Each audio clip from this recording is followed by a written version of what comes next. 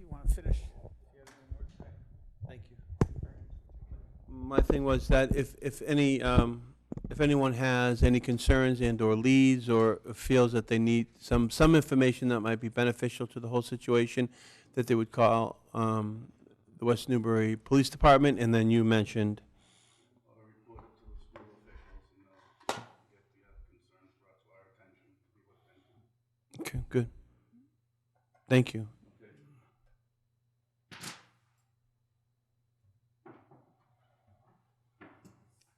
Thank you, Chief.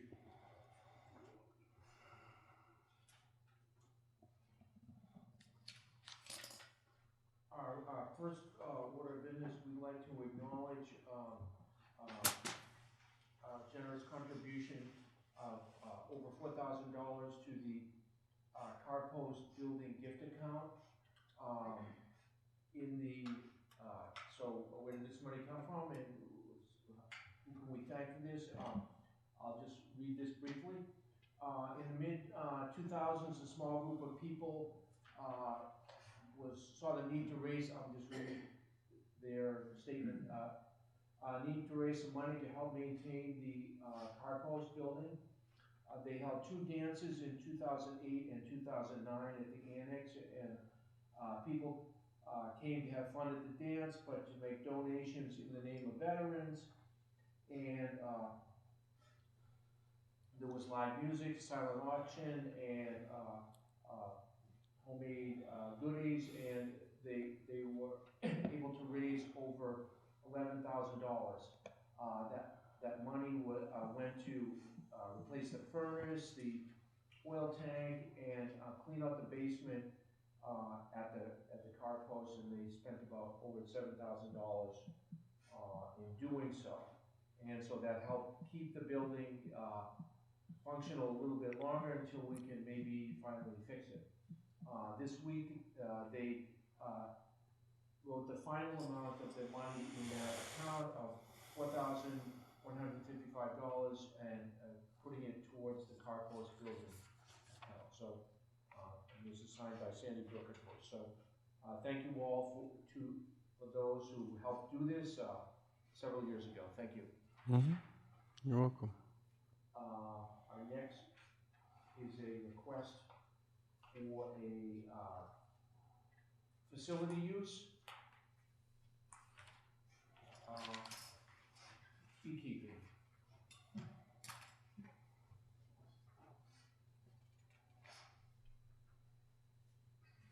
How are you? Good. How are you doing? Good.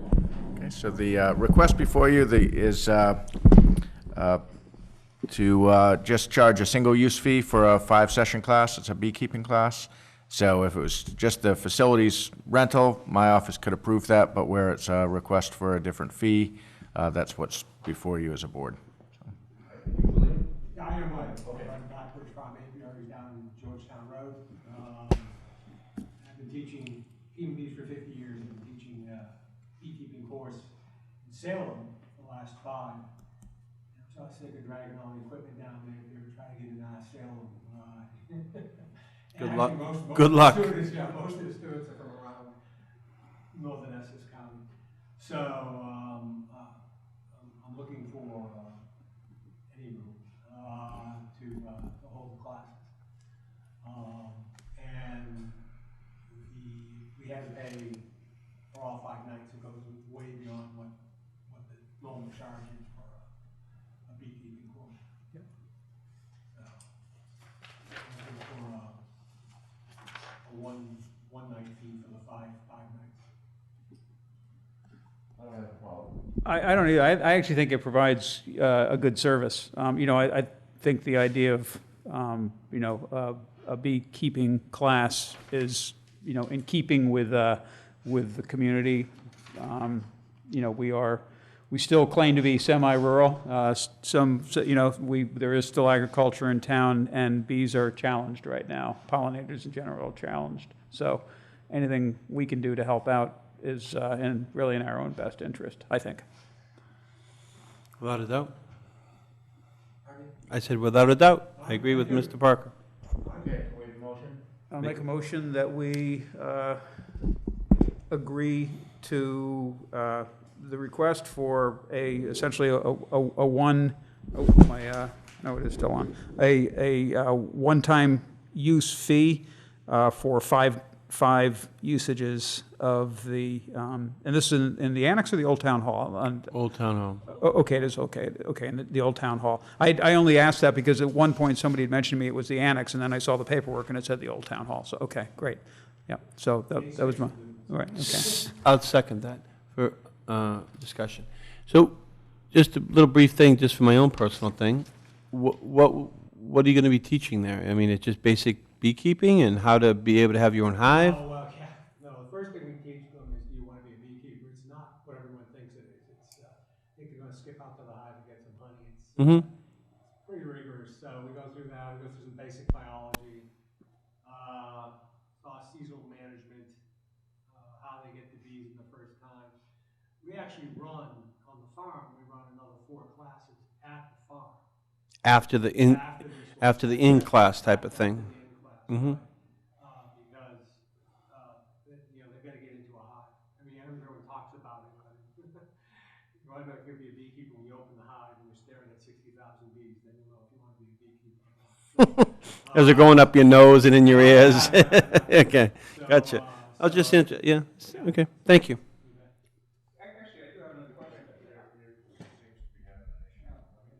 Give you mine.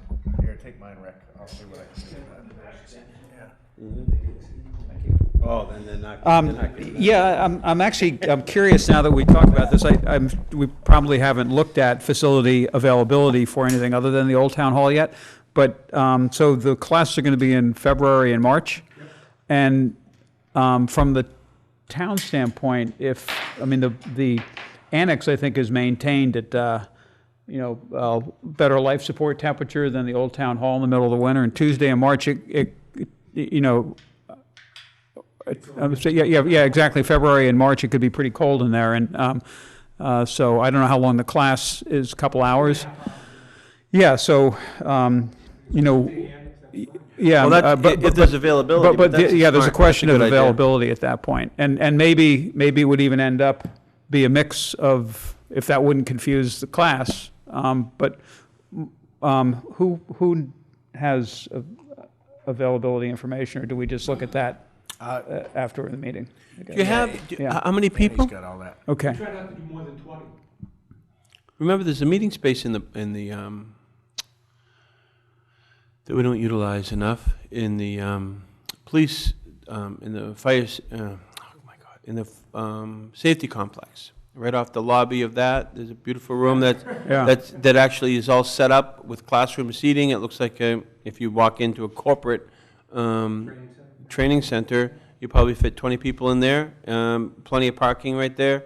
And they all, a lot of the youth groups use it, as in sports youth groups. More than 20 to be scheduled, I'll see what we can do.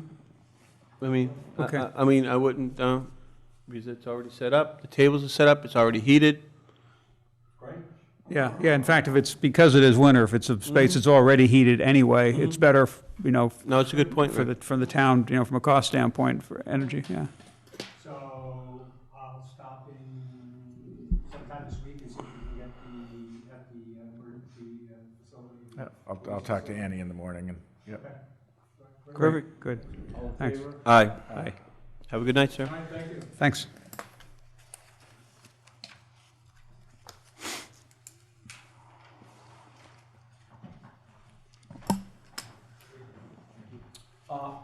The Board of Water Commissioners put together a water rate study, and you want to talk about that, Mike?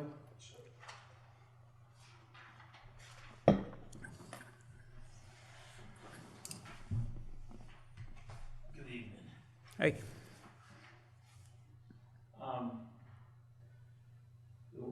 We're in the process of a water rate study right now, with the same gentleman that's done several rate studies along with other work for the town, Pioneer Consulting, Doug Gardner. So we're looking at a couple of things. One is there's another 1.1 million, and Angus can correct me if I have any of these numbers wrong,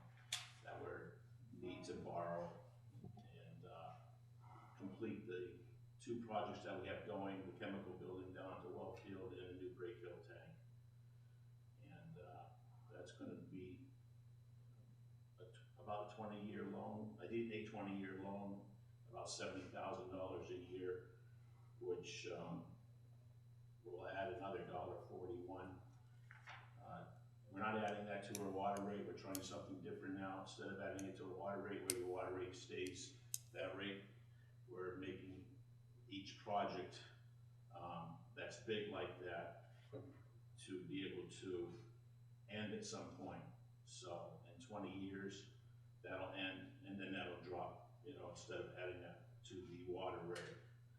Because, as you know, water rates are quite expensive because of the size of the. So it'll be like a capital surcharge onto the bill. It'll be another structure onto the bill that a capital surcharge to pay for those, and then when those things are paid for, they would come off your bill. Correct. Okay. We have some other projects too. We have to do some work to the pipe stave tank. We actually are just figuring out the 2023 right now because the pipe stave tank needs some work, and a couple other little projects, but that'll all come out of free cash that we have already, so they'll ask to be appropriated at town meeting, we go to town meeting. After that, which this rate study doesn't include, is how we're gonna move forward with water main replacement. Basically, as all you guys know, it's been a long road just to get these two projects going. So in 2023 fiscal year, 2023 is our plan to start replacing pipe in town. Working with the highway department and stuff like that too, to make sure that he's not gonna put a new road in while we need to replace that. And sometimes you have to. Our biggest concerns right now are down at this end of town, Church Street, Prospect Street, Steed Avenue, just because they're the smaller water main, and everything's downhill there, so that's basically where everything settles to. So it's the flows. The fire hydrant flows are lower in those areas. They're adequate, but they're lower in those areas, and that water main needs to be replaced or cleaned in line. What they do is they'll put a bullet down through there, which is scour the pipe, clean it out, and then reline it. So there's two different options. Which is cheaper? The clean in line, which was about $150,000. Right now about $150,000 less than doing it new, but there are other concerns with that come with that too. Mm-hmm. How old is the pipe itself? Well, the system was put, it's pipe. part of the original system. So the original system was put in 1936. And so I would say within probably 5 to 10 years after they started the project, that went in. So it's old, it's all cast iron. As the water main is in town, for most of the town. But just because it's old doesn't mean it's not good.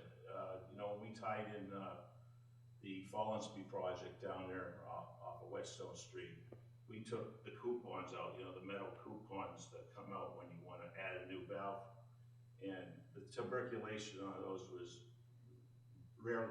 barely noticeable. So, Can you define tuberculation? Whatever that word is. Basically, the inside of the pipe rusting are collecting sediment, that will stick to it. And It looked good. It's very good because what it is we're pumping from the Newburyport end of town all the way to the Break Hill tank. So that's going constantly. So it's flow. It's about flow. And that's all about flow. And when you get into Church Street and other streets that are off the beaten path, and then especially dead ends, there's no flow. That's why we flush hydrants. Gotcha. To get rid of the rust and the sediment and stuff. Gotcha. And not to have the bacteria, to get the iron bacteria, because actually bacteria like to hide under the iron. So iron bacteria, the iron bacteria needs to be flushed out too. That's why we flush twice a year. But does just for my own personal, does the acidity of the water affect how it rusts or not? Absolutely, 100%. You want to keep that pretty neutral. We're required actually to keep it around a 7.52 DEPs. Suggestions. even with the new well, there's things like that. Those are things that are looked at, because if pH adjustment doesn't do it, when you start taking samples out in the field, then orthophosphates have to start to be added to the water, so that basically will give it a little bit more of a protection. And, you know, When will the, can I ask a question? When will these capital surcharges start showing up on everybody's water bill? that's a good question. The April bill, we have to do this right away, and we're actually voting this in. We were supposed to have a meeting on the next Monday, but I had to cancel that because I have jury duty. Lucky you. I hope the jury duty doesn't go too long, so it's gonna be the following Friday at 9 o'clock, which is, I think, the 18th or something like that, somewhere around there. So when you say it's whatever it was, we have a $13.02 per thousand, and then you said that it's going to be $1 and something. $1.41. Okay, but that will still be per thousand, Yes. but so it will be, not hypothetical. So if you use more water, you'll be charged more of a capital surcharge than somebody who doesn't. Yes. Okay, but it'll just show differently on your bill, and then it'll come off your bill after the bond is paid, and we will not be able to, add, it won't be compounding over the years on your water bill. I got it. Correct. Okay. The savings won't be, well, each year will be a little bit less and less, but it probably won't be complete for 20 years. But I understand. Is it 20 or 30? The original loans are for 30, but this loan is for 20. Oh, And yeah, it's that's what I was confused. Okay, this one's gonna be 20? That's the estimate of the 70 grand a year, is based on a 20-year term, yes. Okay. We did look at lower and more, and we figured, why drag it out? Let's just keep it as best we Okay. can, and then looking at our So budget. this one is gonna come off before the other ones? Yes, Okay. yes. Okay. Are there any questions we're not asking that you think we need to ask? Everything's going The well? answer should be no to that. I just So want to say, how, I just want to tell how you. is the tank No, I project just want to going? say Yeah. both of the projects are going very Yeah. well. As Rick mentioned earlier, gentlemen, a friend of his went up there, but what they're doing up there with the welding is they're welding panels together that were delivered last week, and they're shaped. And the first part of it, basically, the tank's gonna look like a big doorknob, is what it's gonna look like, 400,000 gallons.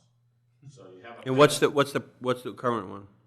318,000. Because people just ask those questions. When you Yeah. make that number, people, well, what's the other? Okay, gotcha. So it's a little bit Yep. larger, but then again, you don't wanna go too large because. No, it is what it is, yep. Yeah, and that's going good. We have the pedestal that was put into place today, and they'll start building on that, but they won't be able to go through the winter on that, so there will be a holding time on that. But they are welding and doing that right now, but the site is quite a mess up there because of the weather we've been having, and they're not having any luck with that weather. Down at the well field, the chemical building is actually built, it has the roof on it. They're getting ready to throw some motors and pumps, chemical pumps and things like that in there. The big thing for that is the bulk storage for the potassium hydroxide for the pH control. That's now going to be a bulk now. That's the main reason why this is being done. As I said, this project started in 2021, and 2001, and now it's finally, getting there. So that's going to be big because right now we have to 660-pound barrels we have to put on a two-wheeler and wheel into the buildings, and it's been a long road to keep doing that, and it's definitely not safe. And secondly, we don't have the containment there, as DEP knows that, and that's why this project was approved mainly. Mr. Chairman, I was asked this question. This has nothing to do with, well, whatever. The tank up at Page School, you obviously in control of that. If somebody came to you, an artist or a foundation, and wanted to paint on the outside of that, is that something that would even be thought about, or would that ruin the integrity of it, or would that be something that you guys would even think of? Because I've been asked that question. That's a good question.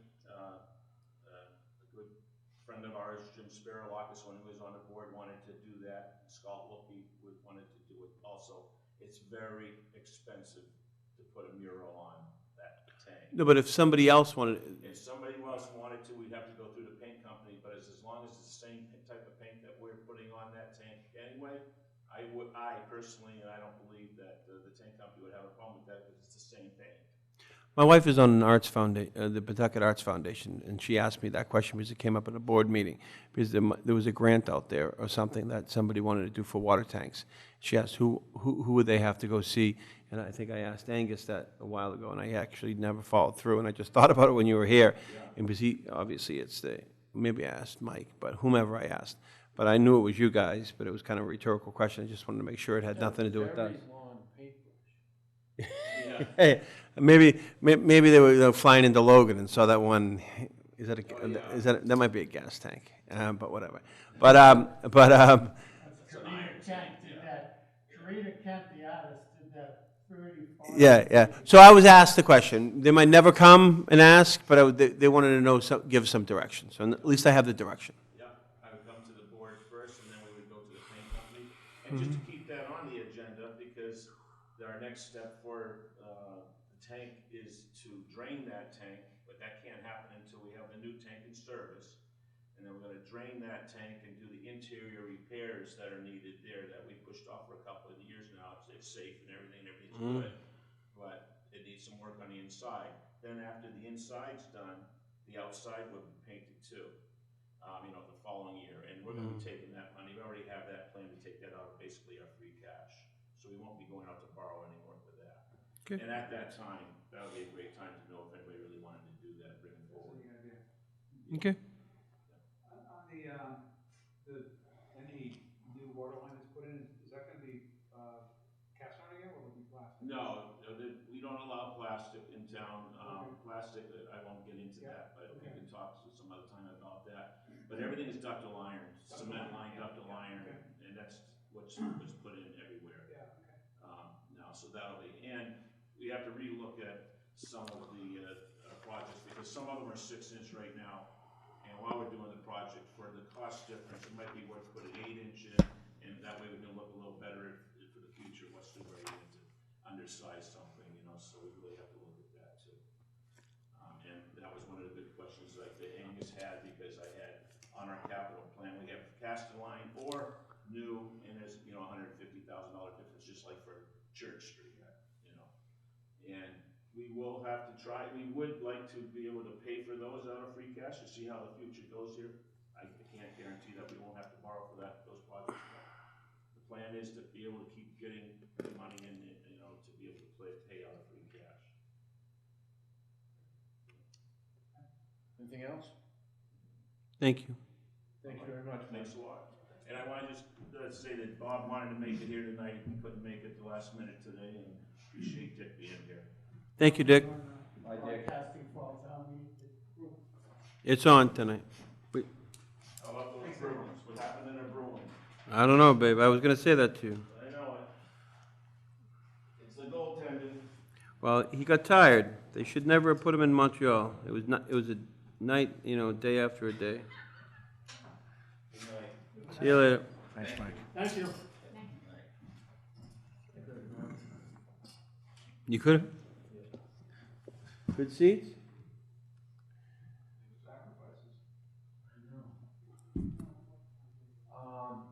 Now we're gonna take a look at what we might create for Memorial Day parade goals. Mike, I wanna thank you for putting this together, thank you. Mm-hmm. So, and just to be clear, I think the board knows this, but for anybody watching at home, so the board's not going to be voting anything tonight. No. The idea is for you to chew on it, so that before something's actually proposed for potential adoption, we would give notice to the same group that we notified initially. So this is just for you to deliberate.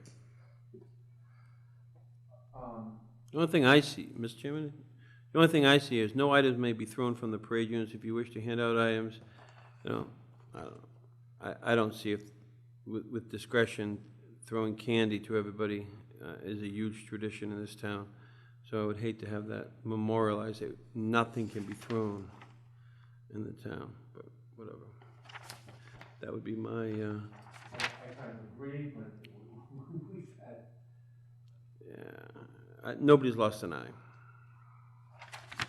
Well, yeah, what is the background behind the, you know? I think people worry about, somebody diving into the street, getting hit by one being of the hit by cars. a vehicle while they're It's, trying to it's never happened. I know. People worry about a lot of things that have ruined traditions over the years. I was gonna, I only had a couple of grammatical changes, so I would say that in the first paragraph, All entries?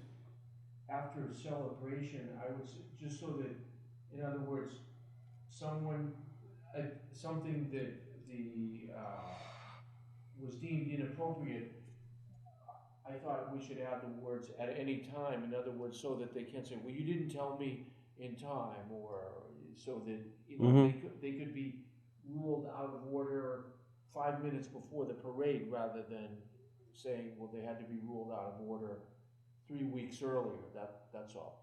Or even during the parade, they could Yeah. start off. That's why I thought we should put in "at any time." Okay, I have no problem. Okay, and the other thing is, I wanted to know your last bullet point. No alcohol? No, I wanna know what other intoxicating beverages are, it sounds interesting. It's alcoholic beverages and then other intoxicating beverages. No absence, okay? Maybe it's the stuff that they have. Okay, that's a good point. Yeah, I missed that. We should just change that to intoxicants. Yeah, I guess so. Or just no alcoholic beverages. Okay, On the toss and candy issue, there's a requirement here that for floats that there be. My computer lights on.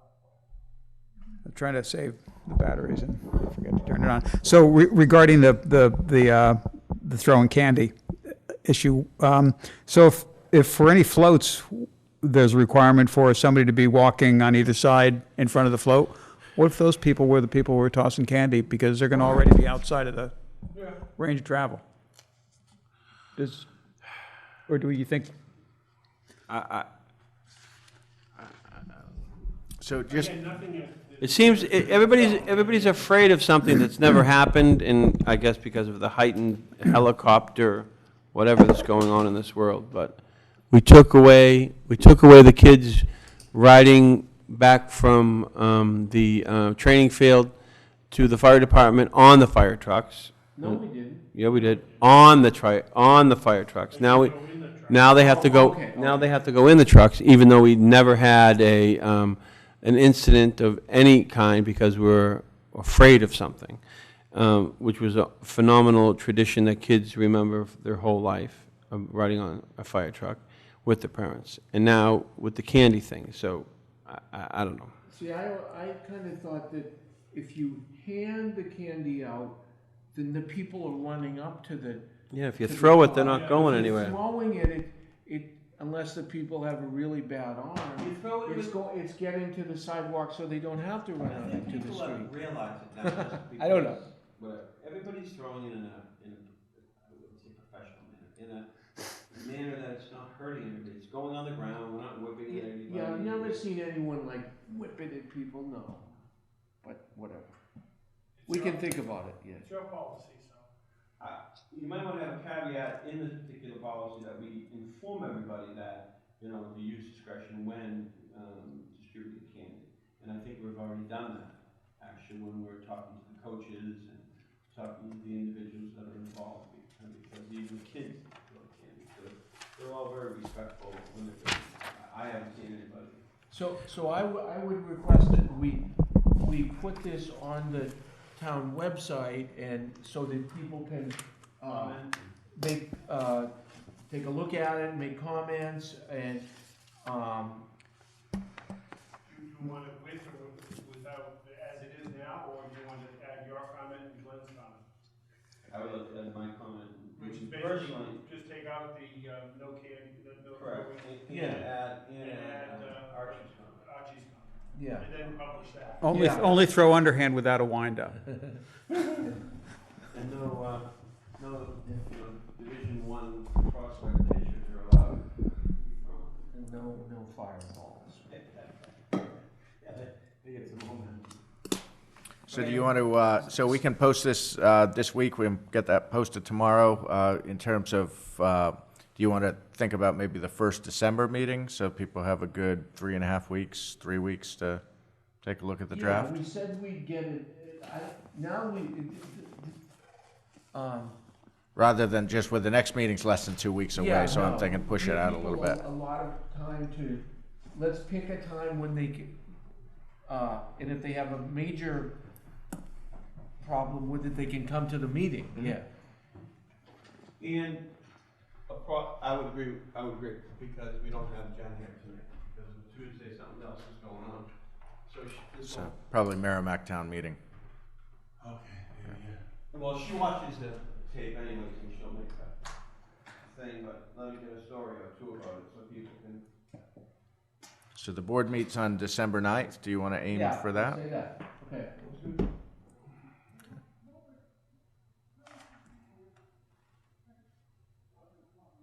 Thanks, Mike, that's good. I think they do all right. Can I come back in? Sure. Sure. Public meeting, you can do whatever you want. Well, excuse me. Will you bring up stuff that you were talking about earlier? Yes. I'd like to clear, Okay, put your mic on. I'd like to clear something up because as I'm walking out the door, I'm thinking that I might have answered your question wrong, and I did, so I called Doug Gardner, which is a race study. So basically, Glenn, I believe, asked her if that, once it goes over that 35,000 gallons, if it would jump up that much more. Mm-hmm. If I had that right. It will not. So what there is that $1.41 for the loan does not have a second tier. So that's just based on just consumption. So even if they just used 80,000 gallons, that does not jump up to the next tier of 16 whatever. Okay. All right? Yeah. All right. I just wanted to make that clear, and this was the Flat, time it's to do it. Because otherwise flat it would fee. be exactly the same as the rate. Yeah, Correct. yeah. Correct. Plus that one is. So, Perfect. Okay, Thank you. thank you. Great, thanks, Mike. That is helpful. What a guy, huh? There you go, we love him. all right. Okay. Next meeting is, we just wanted to, discuss a bit about the, what's gonna happen with the car post, following, the vote at town meeting. Angus, can you, Sure, and really, this is open to what any issues the board may have. The item on the agenda is just follow-up items from the special town meeting. So the thing I've been most focused on is the car post, so we have a couple of items later on the agenda where we'll go into more detail on that in terms of the potential financing. But I also wanted to let the board know that we have been looking into the, what would be the process necessary to petition Mass DOT to allow us to sanction parking on Route. so what is the process? So basically, there's a process. You can petition them. We met, Wayne and I and Chief Duran met on site with DOT last week. And you can petition them. You've got to have a stamped plan by a, traffic engineer. So you've got to, and they're going to look at roadway geometry, striping. They're going to look at existing curb cuts and setbacks from existing curb cuts to ensure sight distance. So when you factor all that in, basically, everything he told us on site was preliminary. We obviously haven't filed any kind of plan or petition, but it looks like the opposite side of the street is the one that would be more viable for parking because there's a sidewalk there. And he felt that with changes to striping, that you could probably, DOT could probably find its way to authorizing some amount of parking there. He did not think that additional sidewalks or changes to the actual geometry, the physical geometry of the curbs would be needed based on the width of the road in that location. But until, we put pen to paper or have an engineer put pen to paper in terms of with the existing driveways and curb cuts and setbacks from that to ensure sight distance, we don't know, I don't even have a ballpark guess of how many spaces may be able to be accommodated there. So that's all something that would go back to this. But it isn't a no, anyway, yeah. Correct, Yeah. yeah, there's a scenario where they'll allow it. And obviously, that's something we would want to directly engage the neighbors, get their input. And so it's very preliminary. I just wanted to make the board aware that we've at least begun the process of sounding out what would be involved. Glenn, you wanted this, you put this on, is there anything else that you wanted to? Well, I wanted, Yeah. I think it goes to to item I guess, maybe we want to link this all. Yeah, there's a lot in the Yeah, design maybe we and want to link selection all this whole process as discuss, well, we have which is different brought items up. on the agenda tonight, but pertaining to the town meeting, and then another one was, I think, one that Dick made a comment about town meeting that everybody thought it was taped. It wasn't taped. It hasn't been taped. When Mary Winglass took it over, maybe the organization of it, and she was organizing the people who, the outside firm that came in and did all that, none of us were really aware of it. We used to tape it, and the annex is set up. It was in the old town hall. Well, no. We used to, but years ago, we made a kind of a decisions. We're hard to get a quorum, especially at the fall town meeting. And somebody said, somebody made a comment that, well, we don't have to come because we get to see it on the TV. So we said, maybe we should stop taping, even though it's not live, we stopped taping it. Each one of these cameras that you see here tonight, that are up here, it's wired, actually. There are mounts over in the annex that these will be set up. We have mobile cameras that we used before, and we used high school kids and volunteers, and we used to tape it. We can do that again, but it was a decision by the selectmen saying, like, nobody's showing up. Well, why are we taping it to put on? Because then they're just going to be able to watch it, even though it wasn't live. We didn't run it live for that reason also, because nobody would come if they just sat home and watched it live. Like tonight, the people are watching it live.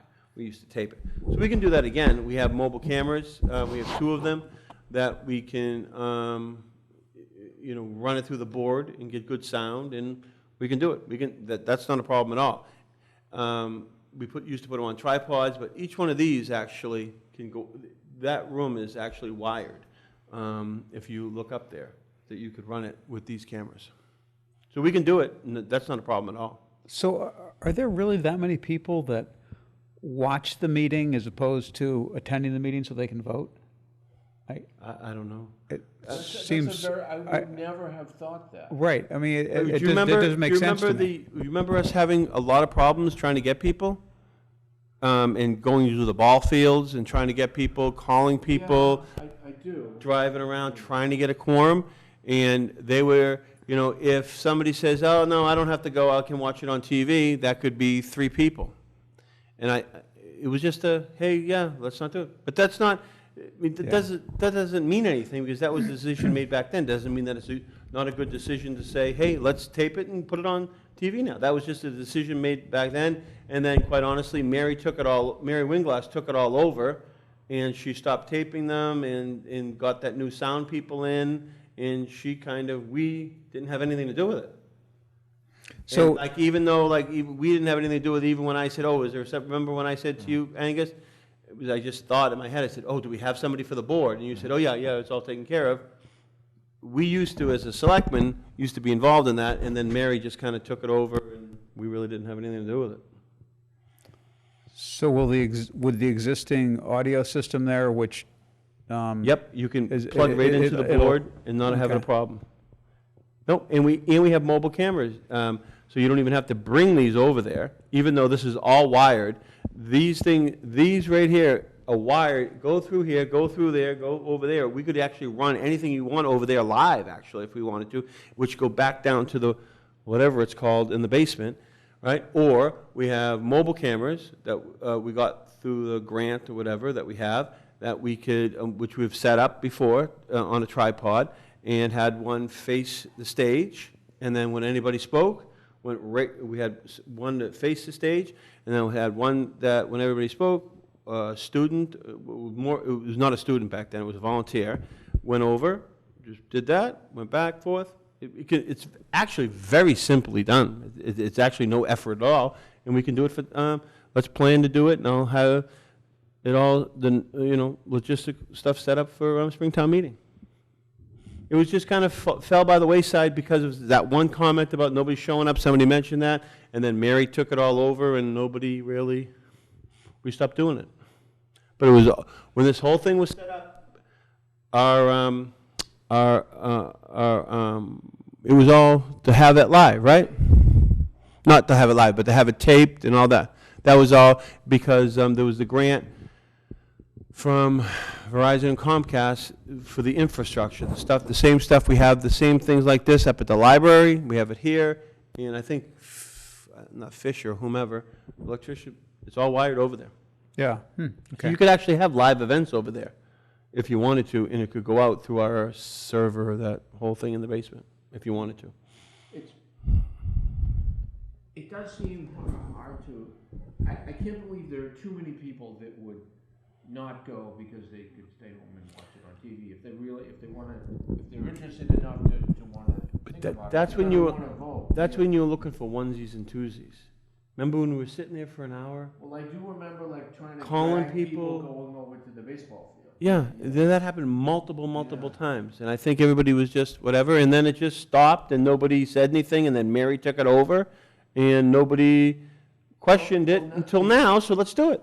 Well, it won't be as, I mean, if they realize how entertaining the last town meeting was. then- Oh, yeah, well, you got a point, yeah, you got a point there, yeah. There you Okay. go. Well, good. Well, that'll be good going forward. So, Glenn, I wouldn't mind taking a look with, when you're over there at some point. I'd like to see what's actually there for hardware. I'd like to see the way it's set up. Okay. Because you're familiar with what's there already. You'll go over there, we'll go over there and Yeah, look, and we can go yeah, through the whole thing, and we yeah. can even do it. Yeah. See that right there? Yeah. Without a I know what you're talking without about. a camera. Yeah, Mm-hmm. yeah, the mounts, yeah. Yep. And then, but we found it easier, rather than taking these cameras off, Right, to use the ones that bringing are them the over other there, ones, yeah. use the other ones, and to plug in right into the board. Because you still have to move, I mean, like these are just a picture of the whole room. So we have two portable cameras, you just have one up in the stage, and then you have one that pans anybody talking and everybody in the thing, and it plugs right into the board. The sound's better than, well, the sound's only good if we talk into the microphones, and that's our problem. Some of us don't, and some of us do, and some of us do it too loud, and whatever. But it goes live, those microphones would go live into the board. Yeah. It's simple. And then it would get, and then it's been broadcast. Because people have found them on YouTube. I kind of watched the social media thing. They have older ones on YouTube that of West Newbury Town meetings. We used to do it. Great, okay. So absolutely no problem. It's actually very simple. It's just as simple as we finally fixed the audio. Nobody's complaining about that any longer. And all you do is just put it into the board, and you have two mobile cameras that we already own. Put them on tripods, one that's fixed to the stage, and then one volunteer panning the audience and/or talking to the speakers. Angus, did anyone complain about not hearing this line? Because we always get complaints. At town meeting? Yeah. Not to me. Nope. I actually, I asked Gary, it's just I don't know if I'm sensitive about it, but just to see how the meeting goes. Yeah, But the same, when we talked earlier about when I talked to him after the meeting, yeah. he was sitting in the back row. He was in the back, yeah. Yeah, he said he heard fine. Okay, Great. all right. Good.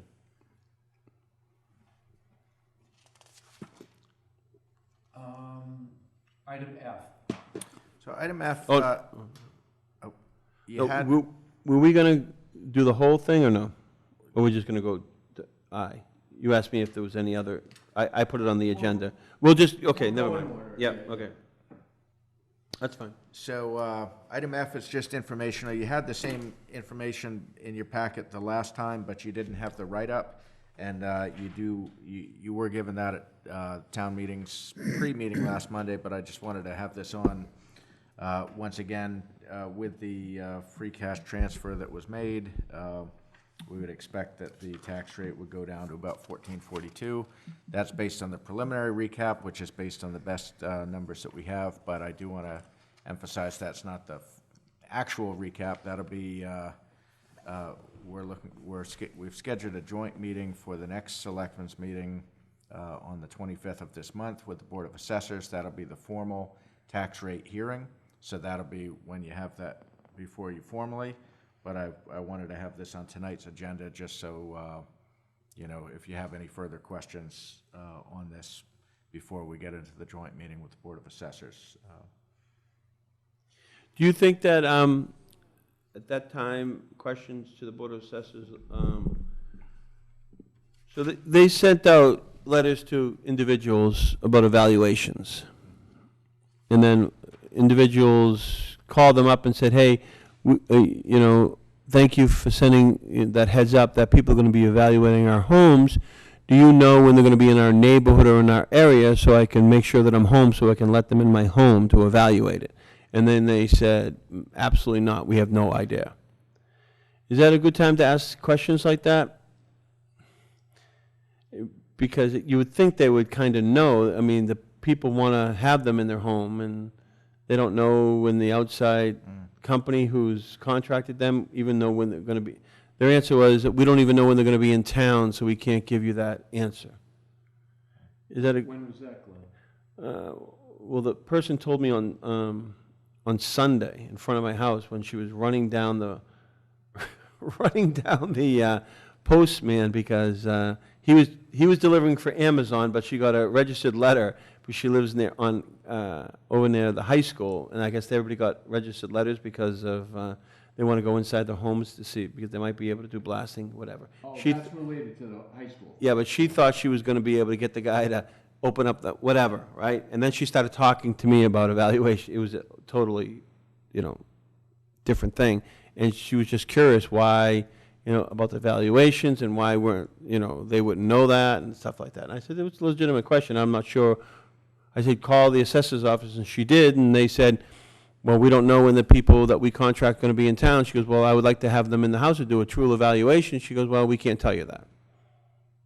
So is that a good time to ask those type of questions, or should I ask those at a different time and rather than this on?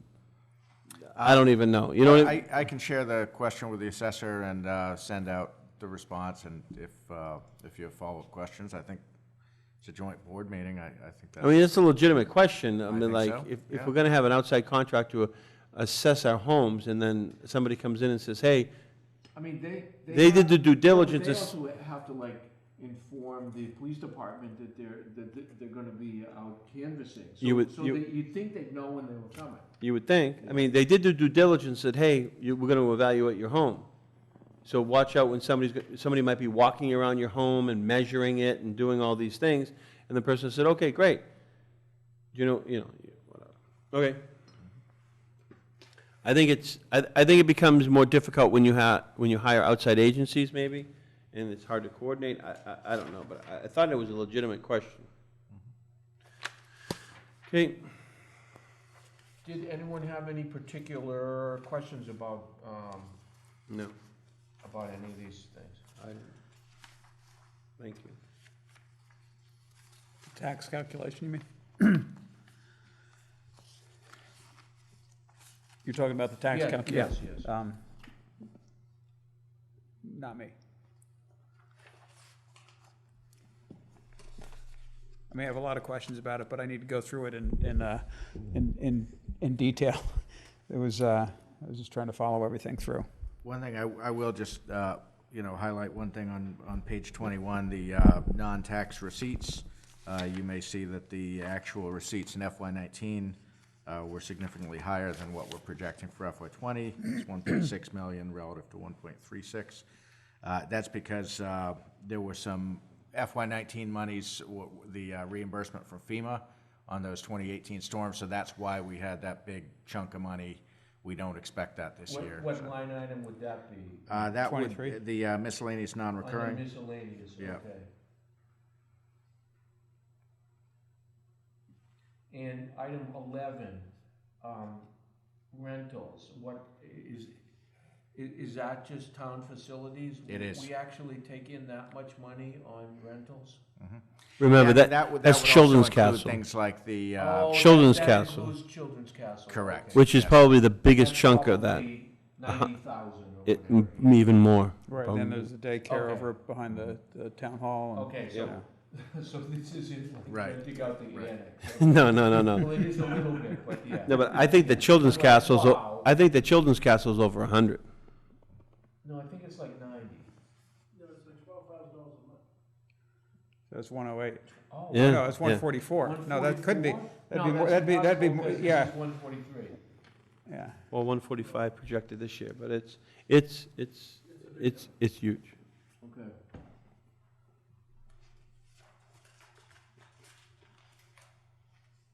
Okay. Oh, can I ask a question, Angus? You said, do we have any questions? Should we have any questions?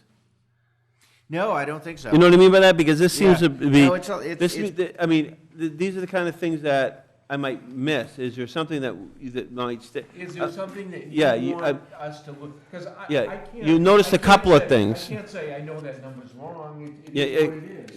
Yeah. So is there something that, I mean, I'm glad that you pointed out that, the aggregate, the totals of everything, are lower than 2019 and gave us an example, the reason why.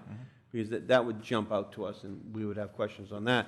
But is anything else that, No, I mean, I'll repeat what we talked about at the meeting 2 weeks ago, which is that the overall values, when you look at the assessed values from FY19 to FY20, went up about 3.3% townwide.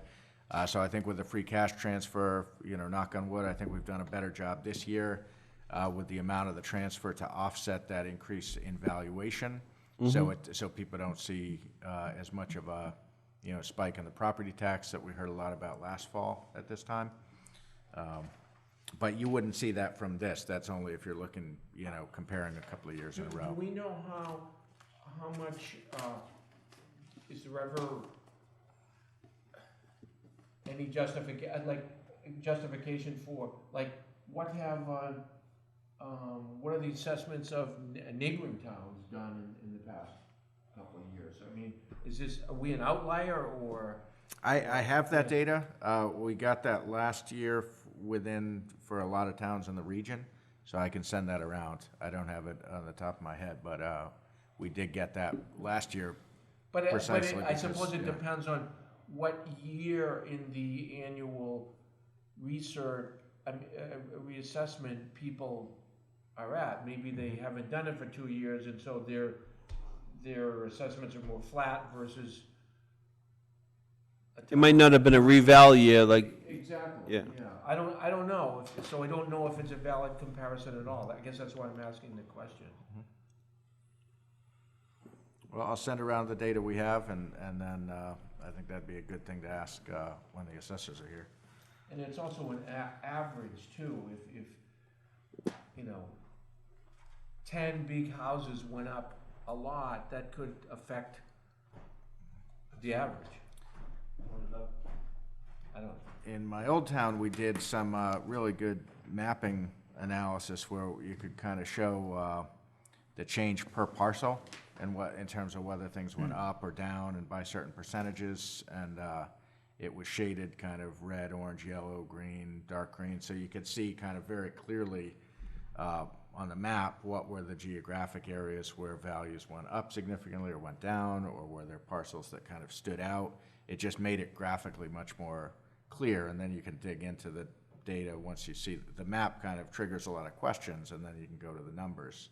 Whereas if you just look at the numbers, those things won't jump out at you as well. So that's something I've talked to Meredith about, could we do that kind of analysis? And we could get MVPC to do that with the LTA monies. Isn't there some kind, you'd have to have some kind of software?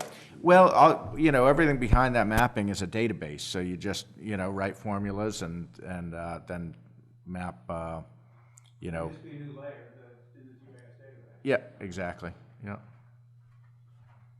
So, Excellent.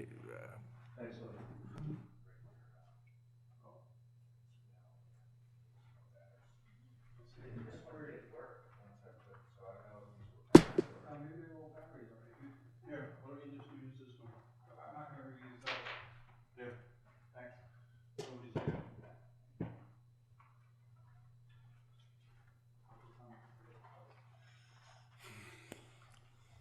Okay, I'm gonna discuss briefly our thoughts on FY '21 budget. well, and of course, the thing I left out of there is the most significant, which of course is that the middle high school override will hit next year for the, yeah, right, Effective school budget, I put that like yeah. item 0. Yes, yeah, that should have been item 0, yeah. So, just lead with that, so. So that. Do we start there and then start building? What do you do? I mean, that's a significant. Tell us, to your best ability now, I realize that the bonds are not out there and everything, but what do we think? So what is actual hit gonna be to the town? But we also, I think that the board has to decide how we wanna utilize the school stabilization fund. That's That's a key point. Right? Yes. We wanna use it a little bit and use it or use it a lot at the beginning, or use it, there's a whole different number of ways we can do that. Mm-hmm. Like the peak, just my thinking, is that maybe we don't wanna, the money that's in there now shouldn't benefit people 15 years from now quite as much as it should the people that have already paid into it. The people. That's an interesting. You use that concept kind of. But this is sort of the opposite. Yeah. I actually kind of liked what you think.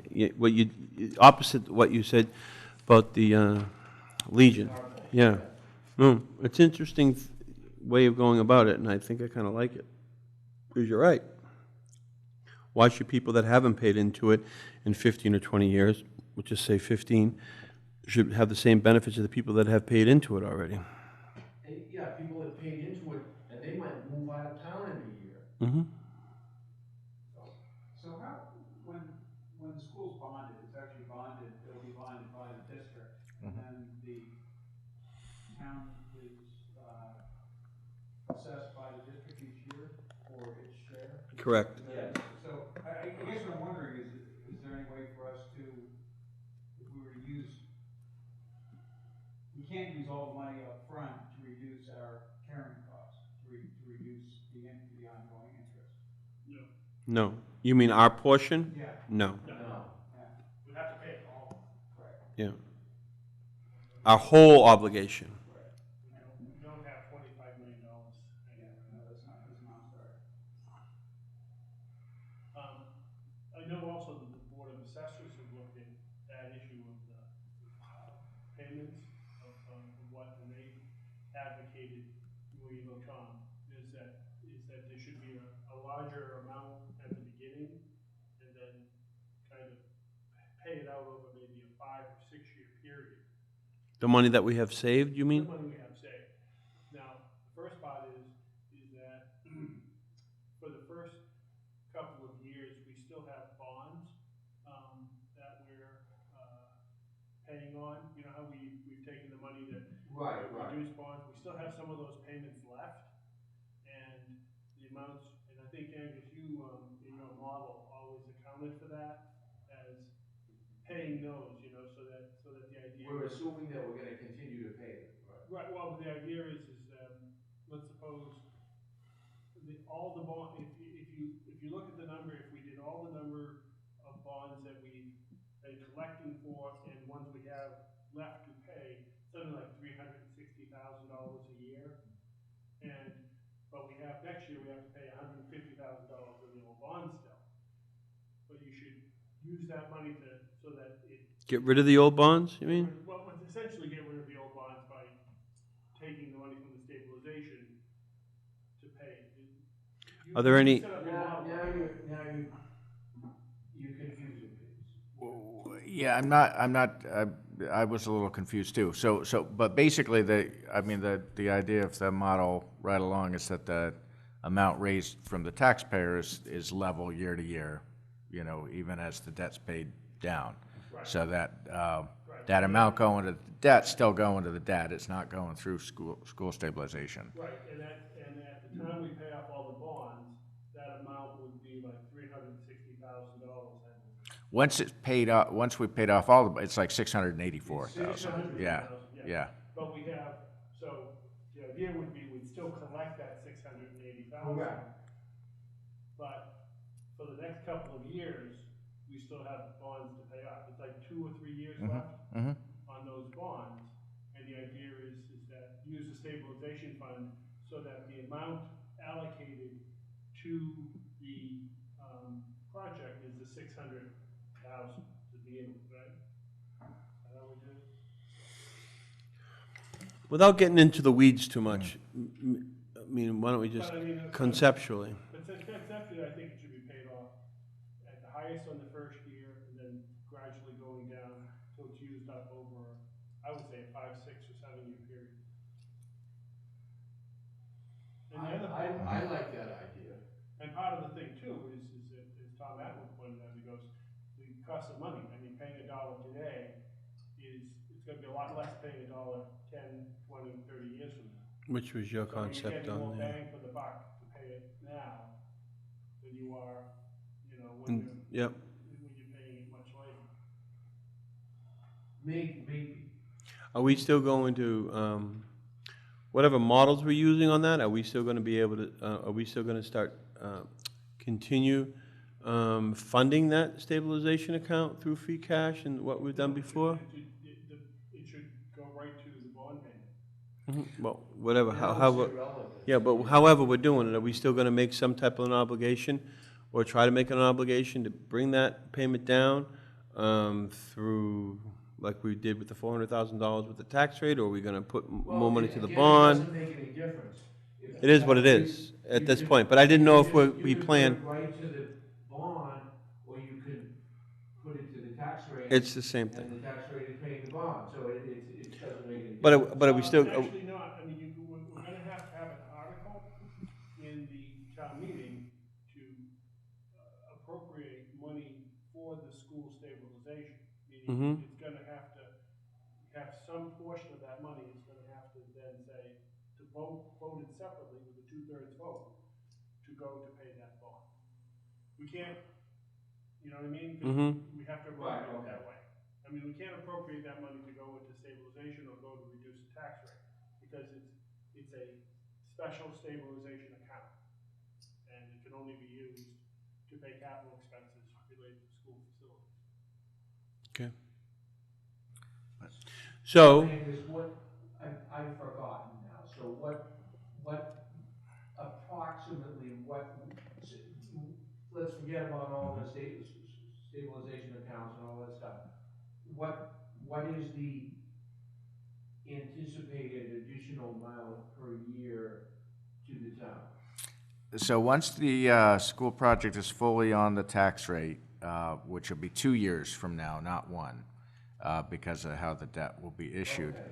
it's the rule of thumb that we came up with based on that model, and it does take into account drawdown of school stabilization funds, because that reduces the estimated tax rate. But Yeah, the, but that depends on the longevity of how we. right, and I think we used conservative estimates on that because we assumed a long-term drawdown. So if it was a shorter term, it would be more, Right. more tax relief for people in the nearer term. But the multiplier was 0.00051. So if you take your assessed value and multiply it by that, that was the estimated tax impact for you. So I can run a hypothetical of that just based on say a $600,000 property. No, I mean, what is the, how much will the town itself owe? Oh, the number Mike used is right about right, 25 million. Yeah, give or take, it's, yeah. But annually, is what I mean.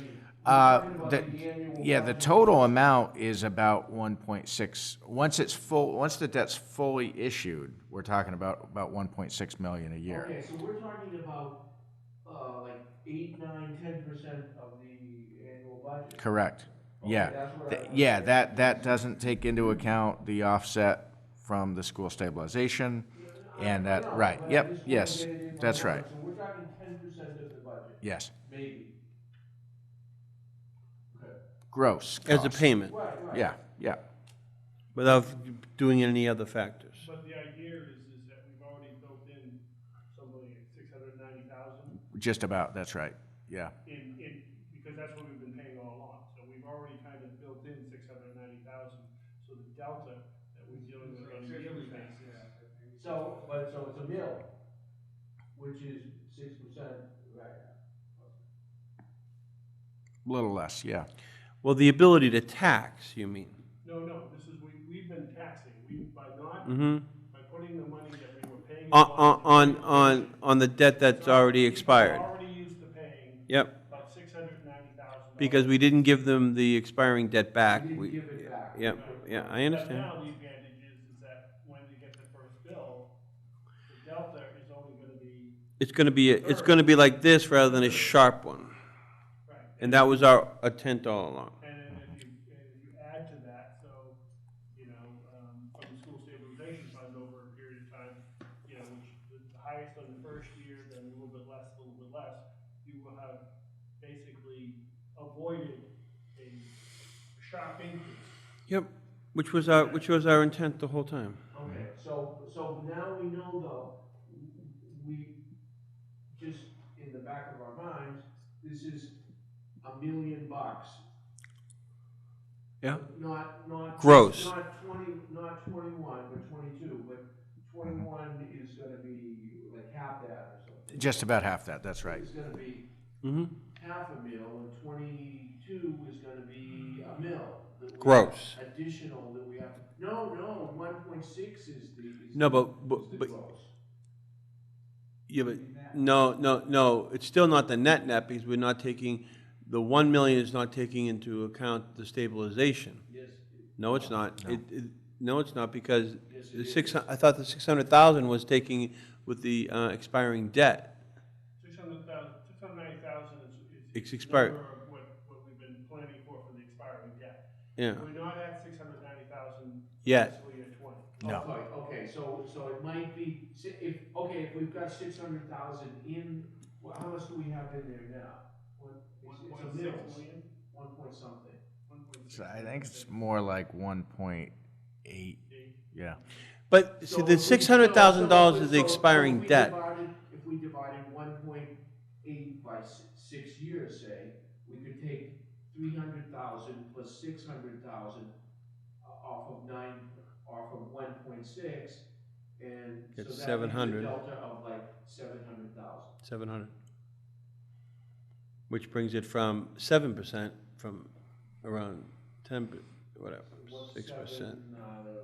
6%. 5%. A little less than 5%. Okay, I just wanted us to have in mind what we're actually aiming for. No, it's a good point. Yeah, and I think you put your finger on really one of the biggest policy questions that you need to grapple with is what's the strategy for the school stabilization and over what time period do you draw that So, down? So, Angus, we talk about a model. Is it, now that we have more information, better information, I don't know, is it time to do a new model? Or are we gonna waste our time? Do you know what I mean by that? no, I don't think it's a waste of time at all. But you know I what, think- you yeah, understand what I yeah. mean? Is it time, okay, because we keep on, with one thing I don't wanna do is keep on going back and reference a model that we might not even like, or we might not have relevant. Now we have more data. Yeah, might not have relevant information. Maybe it's time to do kind of a new model. And I'm asking more than telling. Yeah, I mean, I think updating the model with the numbers that we know, I think we're gonna find it's very close, because we, throughout last winter and spring, every time we got new information, we adjusted it, so, but I think the key policy question is the one that you identified right out of the gate, Archie, which is, over what period of time do you draw down the funds? Because the model is built based on kind of a proportional drawdown over 30 years. forever. Yeah, exactly, and that doesn't, there's a point at which it's just, the money's going into and out of the stabilization fund in the same year, which really is so. So I think. What would you I think- suggest? Well, I would think, 6 years? 8 years? oh, I 10 years? think the rationale that I think a couple of people, they think that you mentioned, if the people who've been paying into it over what period of time should get Benefit the from it. benefit, I think that makes a lot of sense. Okay, so what is that year? Well, I understand, I'm not putting you on the your spot. guess is better than mine, I think, What do you- you've 8 been here years? longer 6 than I years? have, so. I vote for 6, but. I vote for 6, I don't know why. Okay, so make a model of 6 years then. Yeah, we could, I think 6 makes as much sense as anything. I think shorter is better, so 6 is good. Yeah. Well, it's good, well, it's at least, But then, so that this current, what's currently going into stabilization is about 690 a year, is that correct? no. No. No, it's 690 is the total of the amount that we have to pay off of debt and the amount we're putting in stabilization.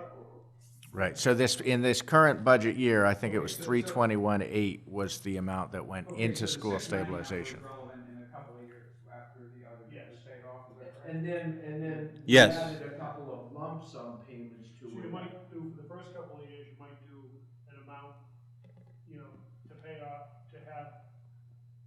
to start with 690 as paying off, so that would, you'd automatically start with like 200,000 or so in the debt now, so that the amount that you have available starts at 690 and then. Because it's a district borrowing, there's no benefit to the town to pay in advance, right? We can't. That's what I mean. We checked into that, we couldn't do that. Yeah, Well, we because already it, looked into it. Yeah. the amount assessed changes every year. Right. And the amount assessed changes every year too, Rick, because of enrollment. Our assessment could go up if we have more children, or it could go down if we have less children, obviously. So, I mean, it's pretty, Pretty stable. yeah, if you look at the history of it, it stays pretty stable, but you have, Has Yeah. West Newbury always been about a quarter, or that's what it is now? mm, I think it has been pretty close. In the Yeah, percentage. it doesn't change And- much. And part of it is because the towns are in lockstep. I mean, so when we have more kids in the school, they have more kids in the school. Oh, And when we okay. have less, they Okay. have less. yeah. It's not like we have more and then they have less. We're not When, fertile all of a sudden. yeah, Exactly. it seems more of a societal thing, and, people are moving in more to the region. Yeah, it's probably as much as anything else related to new development, new construction too. Correct. I think there may be some significant new construction going on in Groveland. Mm-hmm, in Merrimack. So that's gonna correspond to. And they seem more family-oriented new construction, when ours seems to be more of an older, new construction, like Sullivan's But then Court. again, those people from West Newbury who move out of the big house to go to, Follinsby or Mhm. or Drake's, and then their house becomes, Yeah, that's- occupied by a family, so. That's true. Okay, anything else on this? You feel comfortable with it, Angus? In terms of the school model? Yeah. Yeah, I think I could have something potentially for the next meeting on that, because it shouldn't be a whole lot to dust that off. But I think think it- I think it's smart to- that's really the key, I mean, that's one of the key That's what we have to questions. build on, no? Yeah, So yeah. if the school stabilization fund is paid off over the course of 6 years, and at the end of 6 years, there's gonna be a step, a significant step, Mhm. right? Yep. And that's gonna Well, correspond. the idea, that's why the idea is you step it down so that you don't go equal over 6 years. You give the highest in the first year, then a little bit less, a little bit less, a little bit less, you pay it off. So that the idea. It's like putting the frog in the fire, turning it upstream. I don't like that analogy. As a taxpayer. Quite that painful. Yeah, I don't think Peter would be very happy with that.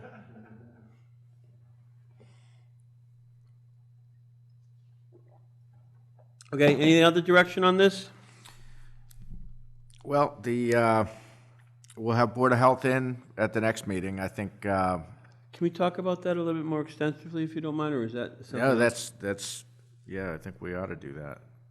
Review of the solid waste master plan, is that, you want to talk Yeah, about we could jump that? around and deal with that, because that, I mean, that's definitely gonna be a budget driver for So, next year. are you hearing any preliminary numbers? Because I'm hearing preliminary numbers and nothing's good. yes.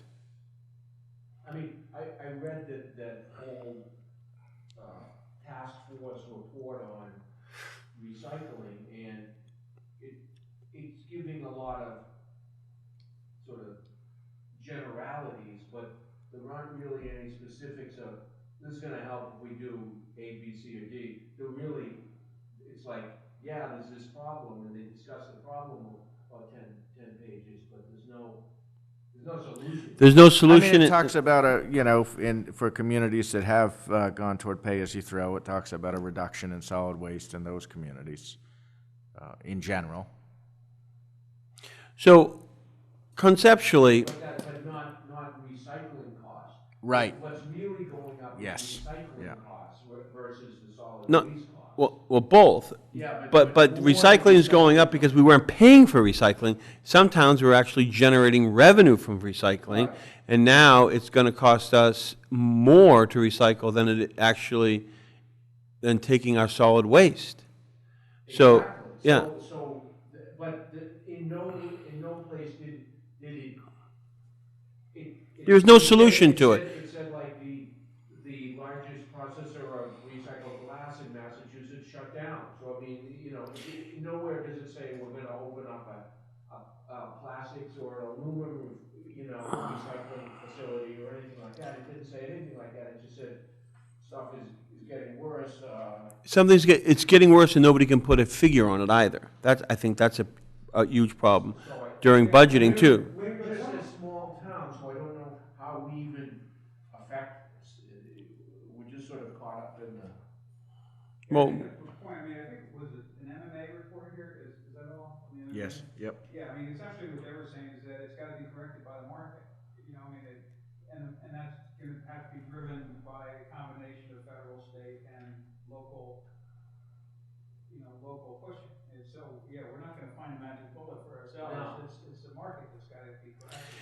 Yep. But then where we fit in the market is, if we're producing garbage, not trash, but garbage is recycling. If we're sending out recycling that's contaminated, and it has no value as recycling because it's contaminated, then we're part of the failure of the market. So, it seems to me that we need to fix, one of the things we can do is fix, the product that we're sending out as recycling. well, I would agree with that, but I don't think there are those facilities any longer. If I'm, That's the trouble is, Rick, now. there is no, there are, Everyone went to single stream, and now even if we had good. it would actually cost more to be able to separate because it all goes down. It's not gonna be an overnight solution, Yeah. but you have to start somewhere. Well, I think, Rick, I agree with you totally, so that there has to be two parallels. We have to work on that and try to get state and federal, whomever, to try to fix this, and then we're talking about our budget. So now I think we have a delta that we actually don't know what it's going to be. So our garbage was gonna go from like 60 a ton to 90 a ton. And then we have a bunch of recycling that nobody will give us a price on. So how the heck do we budget? We are mandated to recycle, that's Yeah. we can't, even if we wanted to, say it's cheaper to throw it away, which it actually is right now, we are not allowed to throw it away. So then do we say, how do we absorb that into our budget? Do we just put it into our tax base, or then do we go to, pay as you go, or some other type of program? And then I think then there's more layers to that, and then how do we even do that to make it fair? Then we have to back out all the amount of money that's attributed to trash in our budget, take that out of our budget, and then Strictly user fee paid. exactly. We can't, I don't believe that we can, if we're gonna go pay as you go, personally, I don't believe that we keep all the money that we already have in our budget for trash, and then we add pay as you go. Real pay as you go is take it all out, the portion of that budget, take it all out, and then we can reallocate that somewhere else in our budget to offset the budget, and then pay as you go. I don't know. Oh, I see, yeah, I totally like, You can't keep all that money in there and then just add pay as you go. right. I don't I believe. think, with some communities that, I don't know if they're doing it now, but I mean, in the past, I recall there were communities that would allocate a certain amount of curbside pickup at no, integrated. Like a bag. Space. Yeah, like maybe a couple bags a week or something like that, and then anything above that, you were essentially paying for, you had to buy special bags so that they were identifiable as, this is a trash, this is a. At this tax base, you get 2 bags, no large items, because right now, on Monday, well, mine's on Monday. I don't know what you guys are, but mine's on Monday. I could throw out a mattress. I get one large item a week. Maybe we no more, which they're going to stop mattresses. The federal government's going to stop mattresses anyway soon. But we say no more large items a week, or you have to pay for large items a week. And people say, well, that's beneficial to me, because so I don't have to go to the transfer station if I have, a bureau or whatever. But now you can put out 1 large item a week. Like everything in this town, we're pretty, I think, liberal in the sense that, like, we have the best roads, they're paved the best, they're snowplowed the best. We have liberal trash. You can just throw out anything and large items, but it all comes at a cost. So it depends on what we want to, pay for. Rockport has a fee for, this lawn, this is $20, this is $10, whatever. And quite honestly, I believe it, in a lot of cases, it's not abused, but it is abused, and nobody says no. Nobody says no. I mean, you can't throw tires out and stuff like that, but, no, they generally pick up everything. But something like, hey, your tax base pays for 2 bags a week in recycling, and anything else you want to do more than that, you're going to have to pay for it. That might seem like a reasonable Like thing. when they're here, and to Rick's point, let's find out if there are any people, any businesses in the state that would be interested in like highly separated recyclables. Is there any market or utility in going back to doing that? Because we are a small town, so We're not going to change. we're not going to the change. city of But there seems to be. Brockton or something. We could change we only have a small number of households, so we could get people to change if Well, it seems like a pretty good business model now, because there are some recyclables that are making money, but because they're contaminated with the single stream thing, it's just not worth companies to do it. So they get all lumped in together, and who the heck knows where they go? They go up to Ohio, or they go up to Canada, and they just put on a barge somewhere. I still thought when that whole thing came, it didn't make any sense to me. Did not? Let's make a bigger mess, and we'll have someone take it apart. It was a disaster. It just made us more it made us, yeah, it made us more lazy. Yeah. It was easier for us, but the end result was, but that's when it's easier to do it then, because you were yielding more money at the other end. But now, it's obviously, the business model is not working because nobody wants to recycle. I still do it this deal. Do you really? I find it gross to put the newspapers in with the cans and all that. I have separate bins for everything still. And you just watch them put it all in the same Yeah, truck, drives and it drives me you crazy, insane. I hate them all, it's just my, it's OCD, I don't know, I can't stand. Okay, so obviously, I mean, this is gonna be a huge, another driver on our, this is gonna be a, so then, what do we say to the people that say, well, yeah, I have 2 bags, and that what pays for my taxes, but I have 7 bedrooms, and I have 4 kids, and I'm paying, $28,000 a year in taxes. Yeah, and, just because you have 2, the person that's paying, 12 grand or 8 grand a year, but you. Next thing you know, there'll be a black market for garbage bags. Pick them up behind the food mart in the alleyway. Do you think that, we go to a transfer station model? That's what Newbury does. Where would we put it? And first, the regulations and all that kind of stuff of having that.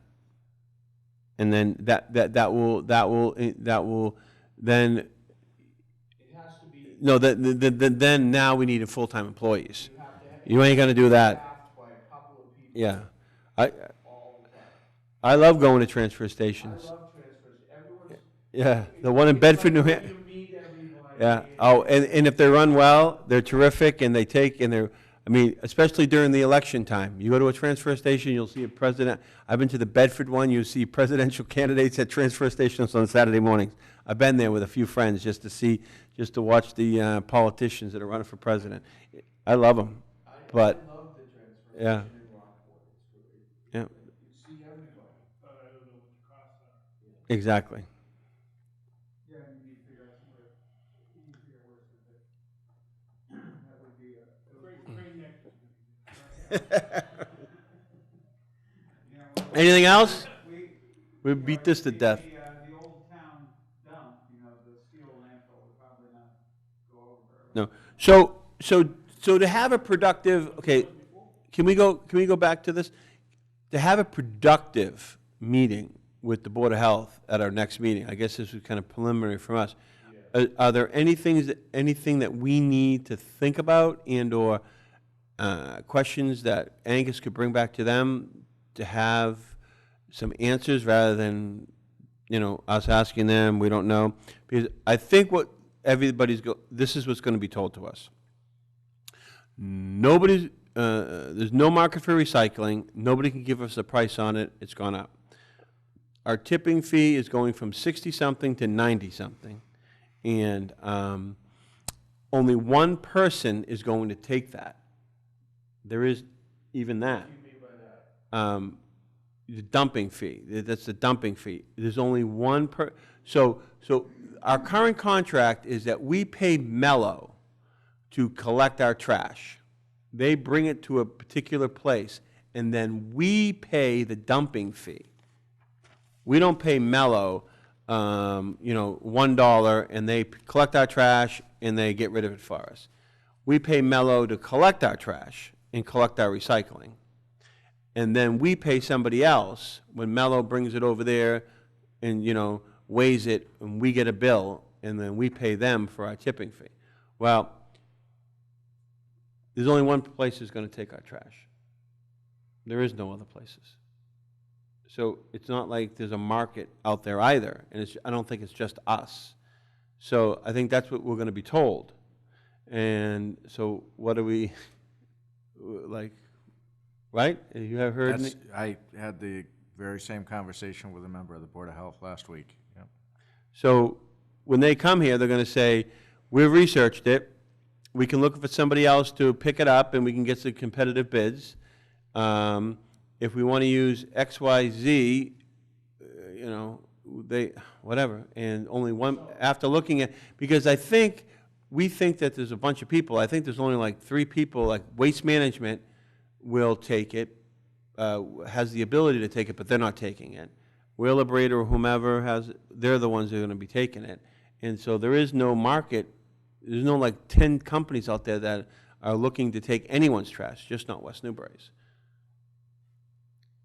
So we have to be ready for them to say to us, okay, it's going from $60 to $90 a ton, because that's what it is. Only one company is going to take our trash.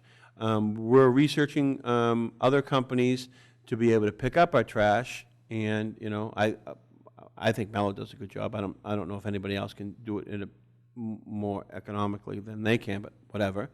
And nobody will give us a price on recycling, because nobody knows. It's like nobody will give you a price on, you know, it's more like a commodity. I don't know if it's a real commodity, but nobody knows. Everybody's so scared, I think, because recycling was making money. Then it was, okay, we're breaking even. And then it was like, okay, we're losing a little bit money, but it's not enough to really, and then all of a sudden we're losing, which the reason why we had an article for the Board of Health was all of a sudden Mello could not absorb the cost of our recycling any longer, and said, okay, guys, you know, recycling's costing too much money. It's going to bankrupt me. You know, you guys got to do something, so we have to redo our contract. And then that's the reason why we had to have that article a year ago, to be able to offset the cost of our recycling. And I think that's the reason why nobody wants to give us a price on recycling, because I don't think anybody understands even. I would say, find out if, is there, just so that we definitively know, Angus, is doing better recycling of any value? Well, that's an excellent question, because there might be some company in Cambridge that, you know, might come up here for it and, you know, realize and take our glass and take our cardboard and String or something. and take our paper, because supposedly there's still money in cardboard and paper, but because we're so lazy, we contaminated all that crap with everything else, and then it becomes. But if we were stringent, is there any benefit to doing it? No, that's an excellent question. Yeah, I think, unfortunately, I think it's a market that's gonna take time to correct itself. You know, I mean, the rug got pulled out from underneath everybody's feet with, you know, China. decided not to take our, you know, our trash recycling anymore. And, you know, the markets haven't developed here yet, but they will. I can't believe that aluminum is not a viable commodity, because it takes so much energy to mine aluminum. Right. Recycling aluminum is always Yeah, way cheaper, and I don't understand why. No, I'm sure that is moneymaker still, it's gotta be, I mean, it's, yeah. Yeah, but in the whole scheme of Yeah, but things, it's a small amount. yeah, exactly. Just think about how much aluminum is used now. There's not much. Yeah, plastics replaced a lot of them. Yeah. And supposedly it's just cheaper to make a new glass bottle than it is to recycle it. The glass, it might be true, yeah. So, whatever. Okay. But I think Rick's right. It's cyclical, and it's gonna come back, because it's just, I think it was just the world or China, whomever, was just saturated with recycling, and there's just not enough things to be recycled. So there'll be new technology that hopefully will be able to recycle a heck of a lot more, and this will all come back. You know, and petroleum's so cheap right now, you know, so Yeah. the base material for plastics is in most cases either, you know, petroleum or natural gas, and they're so inexpensive right now that the cost of raw feedstock is lower than the cost of recycled feedstock. You know, and so. They don't care about the environment, they care about making money. So, I mean, the right thing to do would be recycle, but that doesn't get them their dividends. Another question, Angus, to go back to the total budget is, when would any costs for the Middle Street Bridge hit the town? Would just, not a number, but would they affect our budget? When would we have to deal with that? Obviously, there's Obviously, there's a number of variables with cost share with Newburyport, potential grant funding, and so forth. But I think that if we would like to be in a position to move that project as quickly as we can, I think we ought to be looking at putting something into the FY21 budget for at least what would be estimated as that, any share of construction costs that could be incurred at that time. Our consultants have advised us that they think it would take till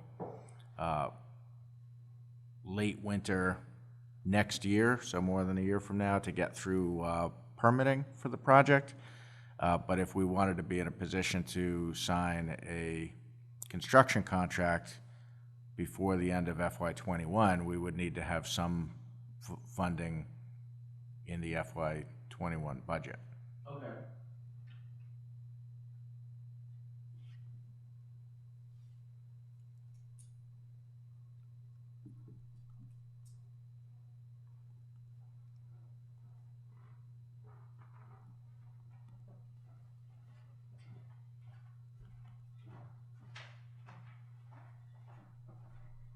So that's something that's not in the capital plan, is it? No, it's not. No, it's not, okay, so that's something that it's gonna be a capital expenditure, probably, instead of dividing, it's probably gonna be one, anticipate us borrowing money for it, so, that's gonna be a one-time capital expenditure.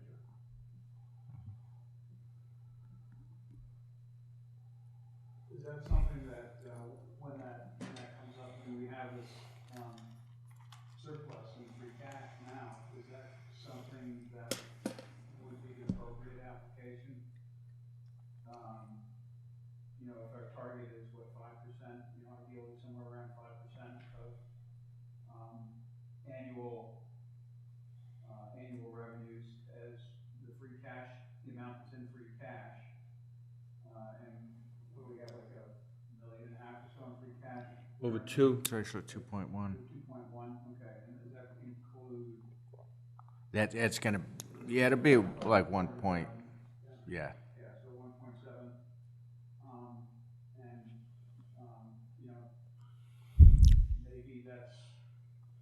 maybe that's a reasonable way to fund the bridge, and at the same time bring our free cash reserves down to the range that, You mean make a one-time payment?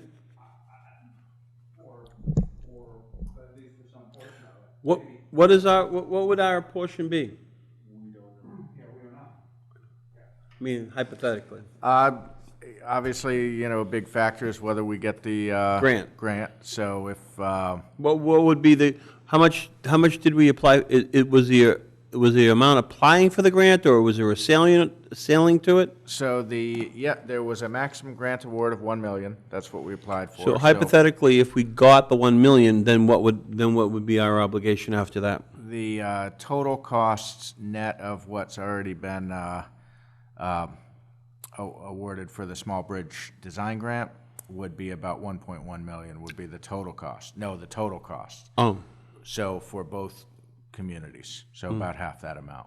so if we got, But Angus, that's a design cost, That, by the designers, in no way does that say that the contractor is gonna correct, agree to that fee. correct. That's just someone's guess. Yes, so hypothetically, just say it's 20% more then. So say it's 20% more than 1.1 million, you said? Mhm. Just say that. So 1.3. just say it's 1.3. Yeah, So if we hypothetically got the 1 million, and just say with the money that was already granted to us, and then that would be the cost. Now, even though that's both of our portions, I would assume, right? If we got the grant, yes. No, but if we got the grant, hypothetically, if we got the $1 million grant, and the total cost is 1.3, No, I'm sorry. Maybe I wasn't clear. So the total cost is estimated at 2.6. okay. Yeah, so you back out Okay, so the you mean the half a our million- portion. $500,000 that was already That's what I was trying to awarded. get at, if this was And our then you back portion. out $1 million, if we got the grant, that's what you get to the 1.1 would be left over for local funding between the two municipalities. Yeah, but if we're bringing, Glenn, we're stuck with 700,000, something like that. yeah, but if we're bringing $1 million to the table, I guess that member, if we're bringing $1 million to the table with the, okay, so we're not gonna proportion it, so we just put the $1 million in, and then, I guess that's how that memorandum of understanding was, right? That all the grants go in, and then, Grants go in the total pot. yeah, and then whatever's left over, we do 50/50? Okay. So hypothetically, if we get the $1 million grant and they don't get any other grants, we're looking at around 700,000, just say $700,000. I think that's conservative. I mean, the estimated number would be more like 550, but I think, you know, we're Say applying something say on. 600 then. Yeah, 6 to 7 is, I think, a good number. And then your suggestion then, Rick, was then we should probably look hard at free cash to pay that number rather than find it somewhere else. Yeah, well, I mean, if we've already identified that we have, an excessively large free cash, Mm-hmm. then, maybe that is a sensible way to take care of it. I would agree. I would agree, definitely looking into it, without a doubt. So, would all of our, Angus, would all of our borrowing have taken place at that time? Because the bonding agency's gonna look at it, they love us because we have a lot of free cash. So maybe we don't wanna have spent it until we borrow the money. We will have closed, we would expect to have closed the bonds for both the 1.1 million water projects and the Soldiers Sailors Building before we close out this fiscal year. Okay. We have certified free cash yet? We do, yeah, that was in here. I saw it. Yep, 2.1. Yeah, I saw that. Yep. But that doesn't take into account what was spent at fall town meeting. Correct. Right. Which is about 560,000. Yeah, because 400 of it was to take the tax rate down. Yep.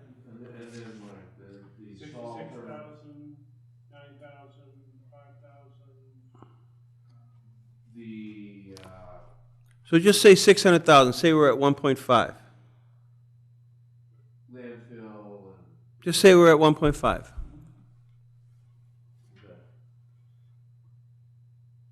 I mean, that's not quotable, but that's an estimate. 5% of our budget Yeah, is it's about about 800,000. Mm-hmm. I've always stuck with the 1 million amount. I don't know why, but the 5% is not. But I would agree that we looked at it hard to spend that out of free cash, the bridge. But we have to take a whole different tack on that if we don't get that grant, though. Yes. That was all, that was all hypothetical. Okay. Anything else? I was just gonna say that, just for the sake of how is the budget as a whole, or what we were thinking of, keeping in lieu of all these other things like the school and everything else, the consumer price index, I looked it up last night, is 1.7 for 2019, so that's what inflation is. Mm-hmm. So if we're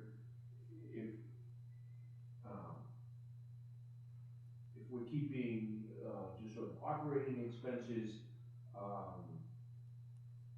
at under 2.5%, we're under Proposition 2.5, we're with inflation at 1.7, we're really doing okay. Mm-hmm. Okay. Okay. Is there any other direction you're looking for us on this, Angus? We're just kind of... Well, I'd like to, I'd like to provide you some more information, future meetings on estimating what the financial impact is of some of these fixed prices. Obviously, the solid waste is a really important one. Insurance. Put in what we know about insurance or what we have been told to estimate. When do we start talking about, more of okay, this is what it's gonna cost us, now can we look at operational? Do we wanna add people, do we not wanna add people? Right. I'm Right. just being, and what that costs are, or, we wanna have this level of service here. Had any inklings from any departments of really new,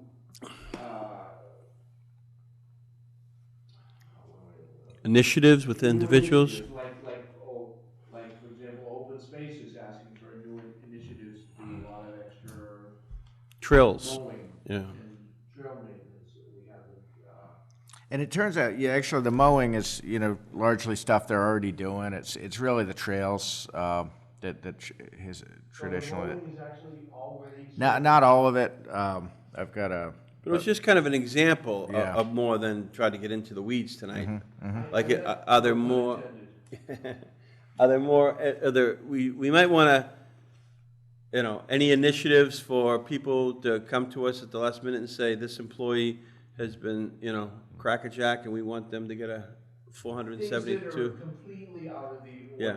ordinary. This is a big raise, or we need another assistant here, or we need more hours here, and we see this, or, I don't even know. I'm just trying to, those are budget drivers. These are the kind of things we want to hear about early.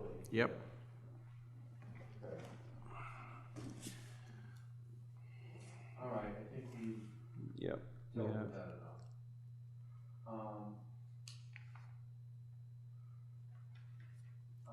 Angus, you're more familiar with this, you've been to H. there's a meeting Tomorrow, tomorrow, 5:30.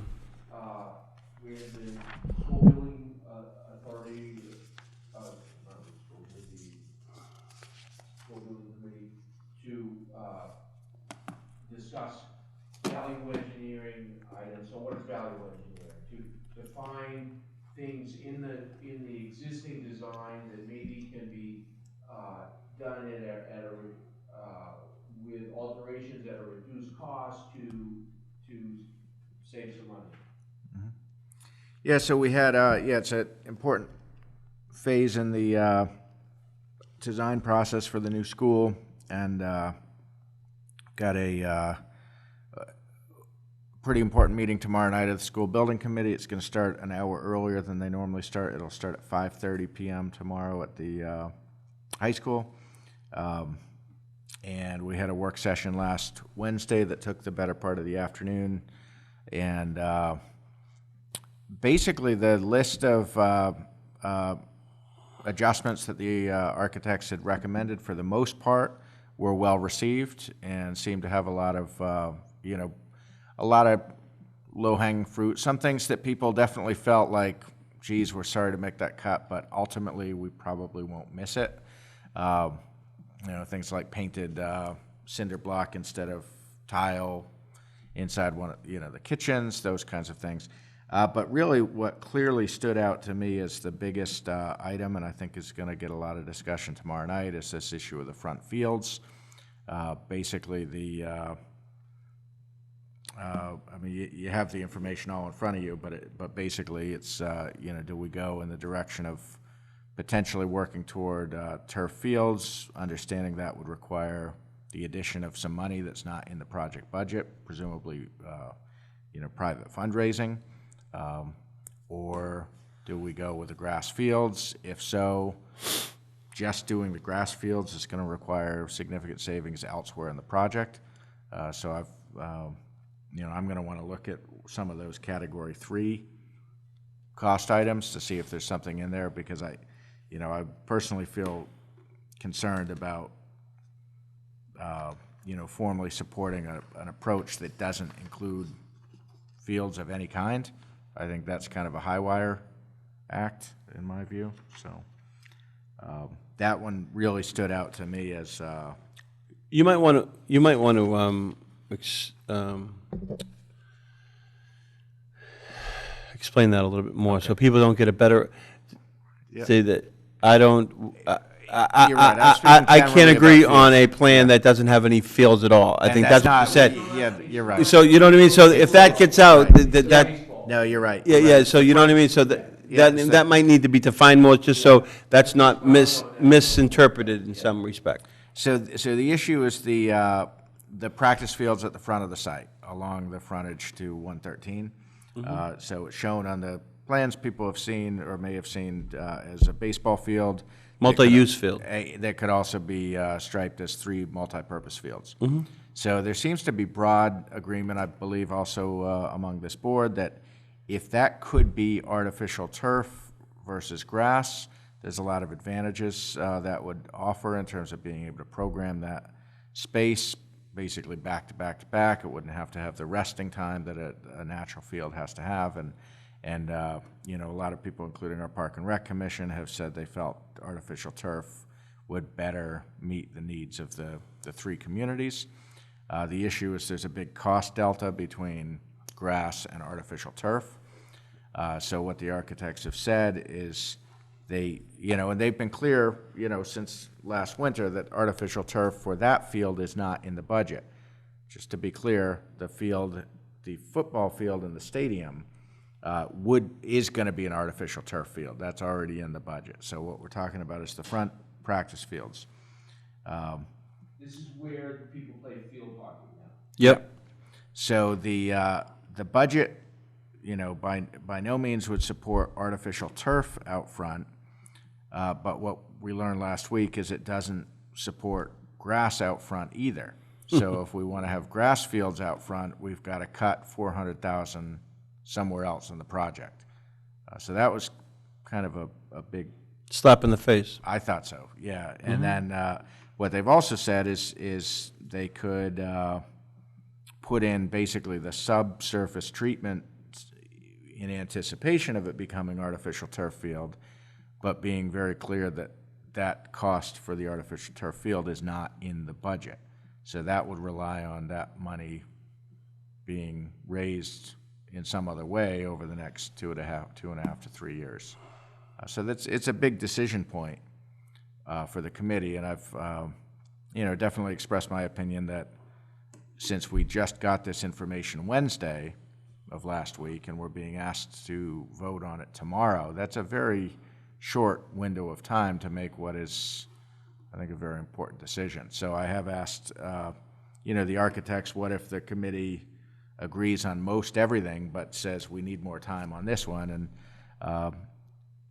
that could happen. That very well could be the outcome tomorrow night. But in that case, it would rely on finding, you know, 400 and some odd thousand somewhere else in the project to be cut. What was the amount for the turf field there? I can't remember. $1 million, it's always $1 million, right? Yep. 850 to $1 million or more, yeah.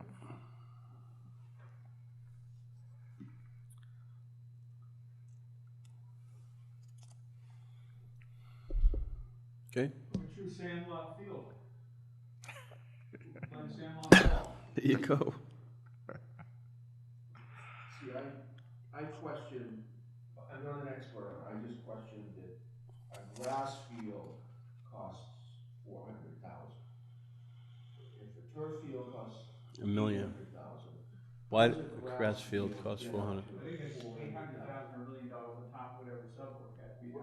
That's right, yeah. So I questioned why Okay. the regular grass field. Irrigation is a cost you don't need for turf field. I mean, there's a pretty significant delta there. I don't know how much. But I just. So that's a question that we'll bring I, tomorrow. I shouldn't, I will say it, because I told Angus about it, I looked up the cost of building a baseball field. And this will sound crazy, but it came out to be field of dreams. You can build your own field that is the same as Wrigley Field in Chicago. The field, not the Not stands. the stadium, but the size Got of it. Wrigley Field, and the same outfield, same everything. And this was 3 or 4 years ago, but the guy did a lot of research on how much it cost to get sod, how much it cost to get build the mounds, the Yep. infield, the whole 9 yards, and they came up with 71,000, so. Well, But it could be, but. it all depends on what you're putting it on too. You know, if you're not putting it on a swamp, or you know, it's already all set, or it's all like the sub stuff is All I down. can say is, I questioned the over 400,000 for the grass field. Yep. And I had to look it up. Yep. Because it just seems. So it's so 71, high. so say then you put But another there's a big 100,000 on delta. it. So then it's just, or say it's There's a $2,000. delta there, that's Yeah. all I can say. Yep, I agree. So I'm not an expert in it all. But So- I had to look it up. Yep. So we'll bring that, that's a legitimate, I mean, that's definitely a legitimate question, and we'll bring it up and figure out what's going on. Because and they're using that for parking, and they're gonna be putting, so they're ruining that field. I should say ruining it. Don't say that. I know, that's stupid, because if you look at it now, they're gonna say, well, you don't really have to do much to it. But that's gonna be a part, we're bringing in And it's crushed also, up. It's also where that house is, Yeah, we're gonna bring in crushed up,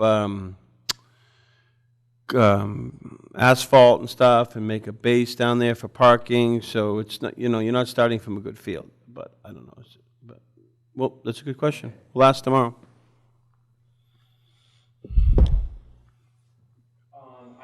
I went to the neighborhood meeting, and the questions were quite benign.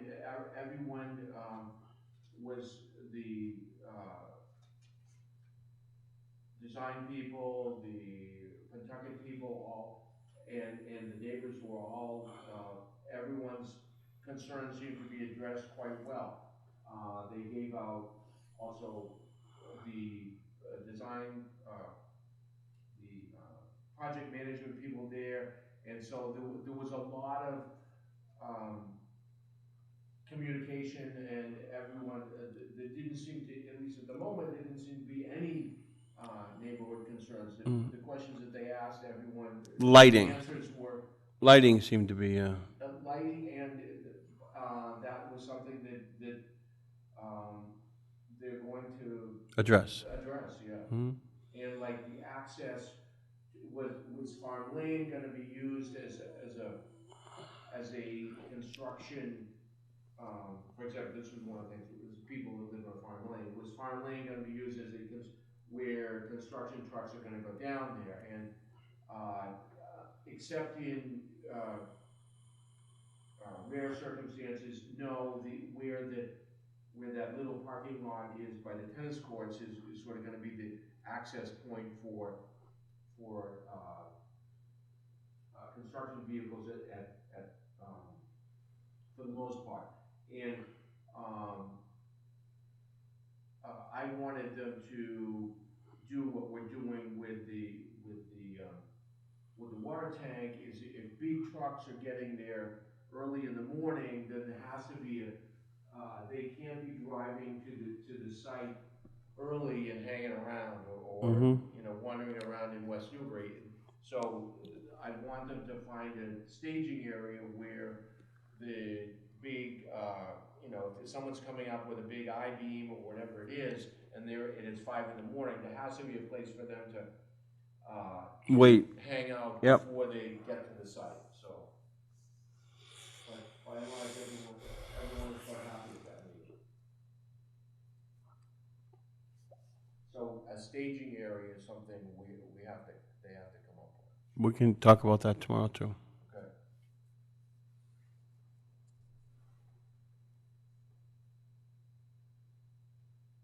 Does the staging area have to be, within West Newbury, or?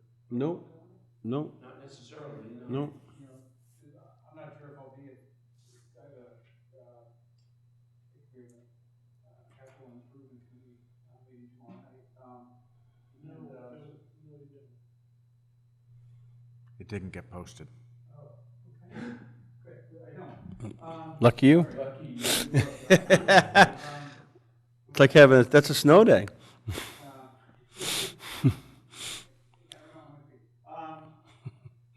Yeah, I was just wondering, if you're coming north on 95, there's a rest area in Raleigh, that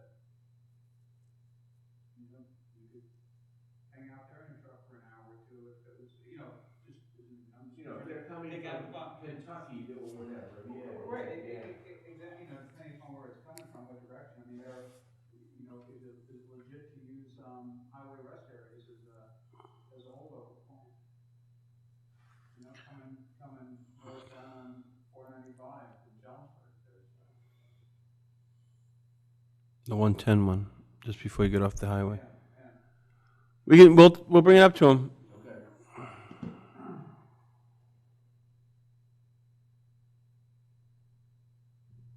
Okay.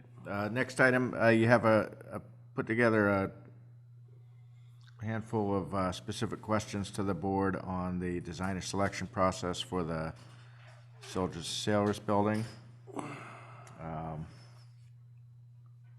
So you have in front of you the designer selection procedures that were approved earlier this fall, which was a relatively minor update from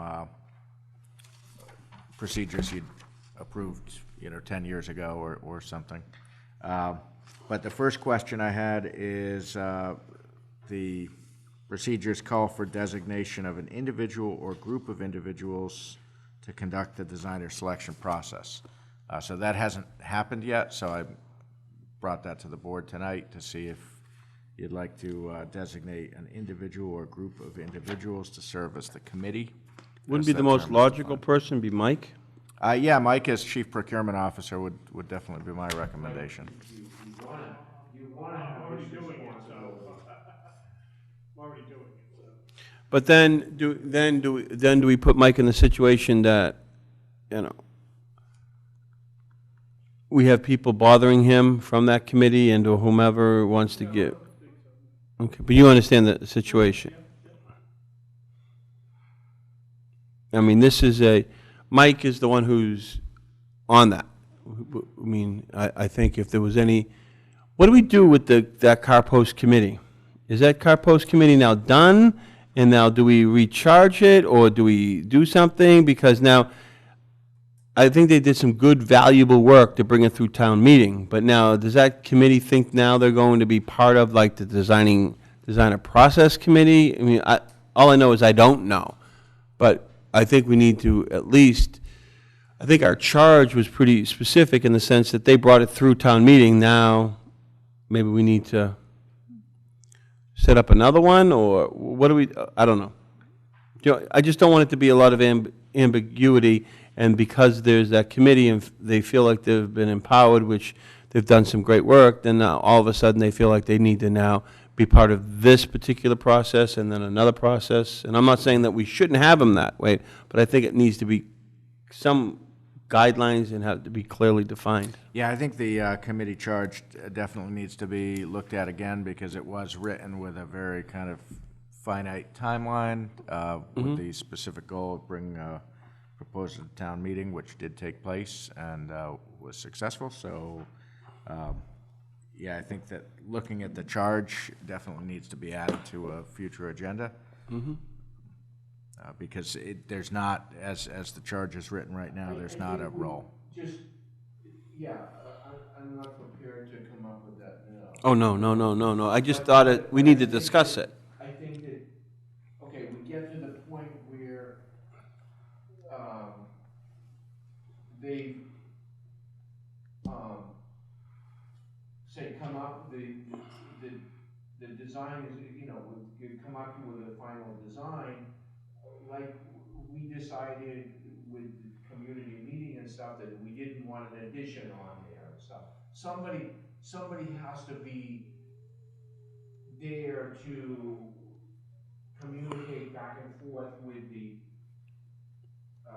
designers that A, this is a good idea, or B, this is not a good idea.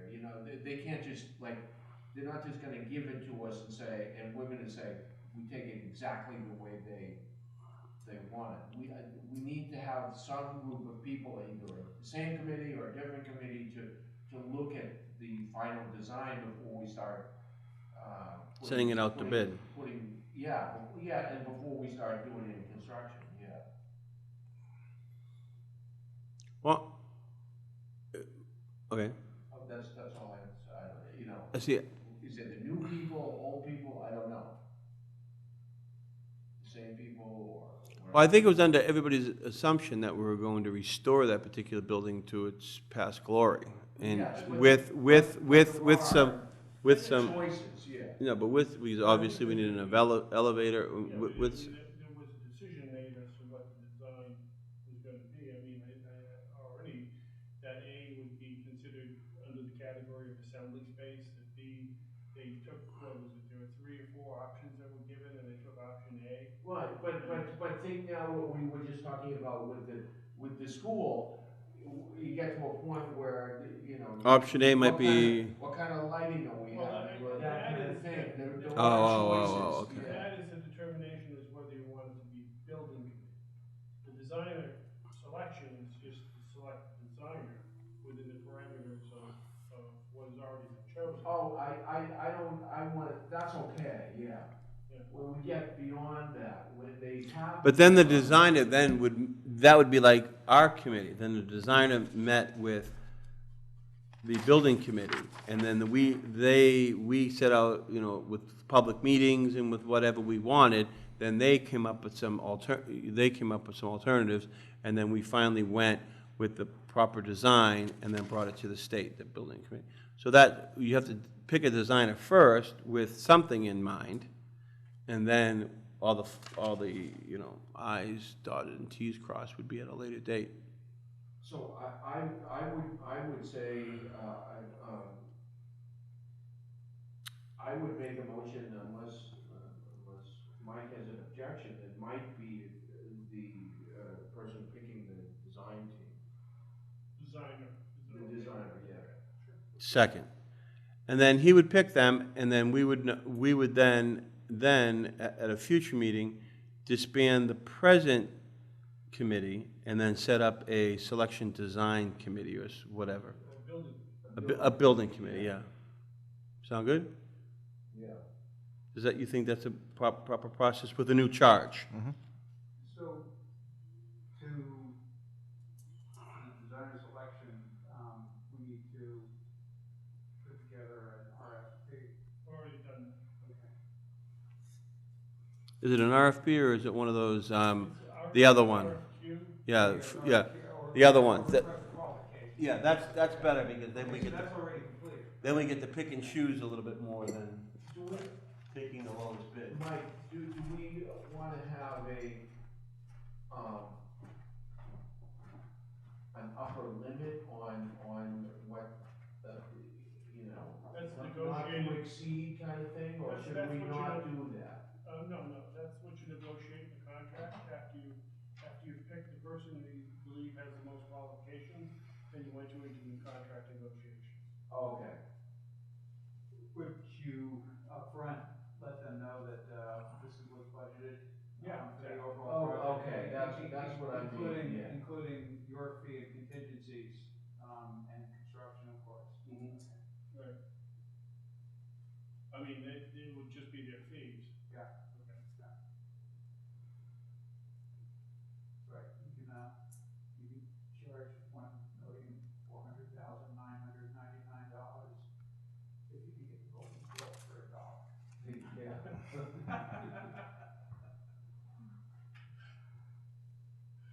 That sounds like a good idea. So Mike, you drew up the RFQ, what would be the timeline to issue that? I'm looking at, December 17th is the, selection date, and I'm looking at December 9th as a, inspection date, so that people can come and go to the, you know, if other designers wanna go and do a personal inspection. I'm looking at Thanksgiving as kind of a lost week, so December 17th will be the time to get their bids in, and then of course, So what was the inspection time again? December 9th.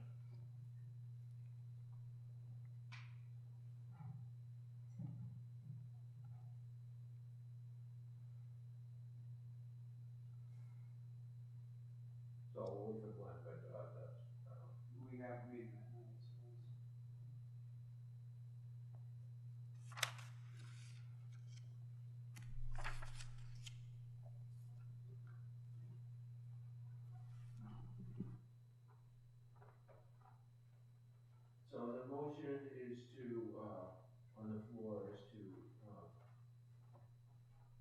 make Mr. McCarron the, what do we call, the Designer selection. designer selector.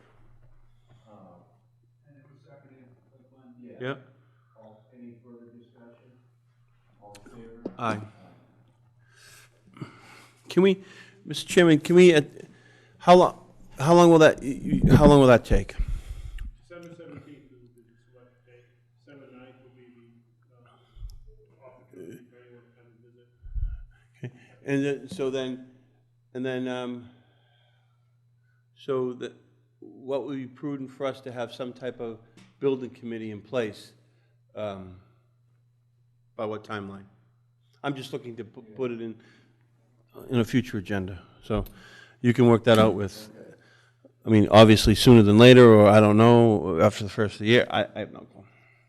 We have as far as the inspection day, if there's anything to talk about following that, we have a meeting on that. But I'm just talking about, Mike's gonna start getting, everybody involved, he's gonna start getting,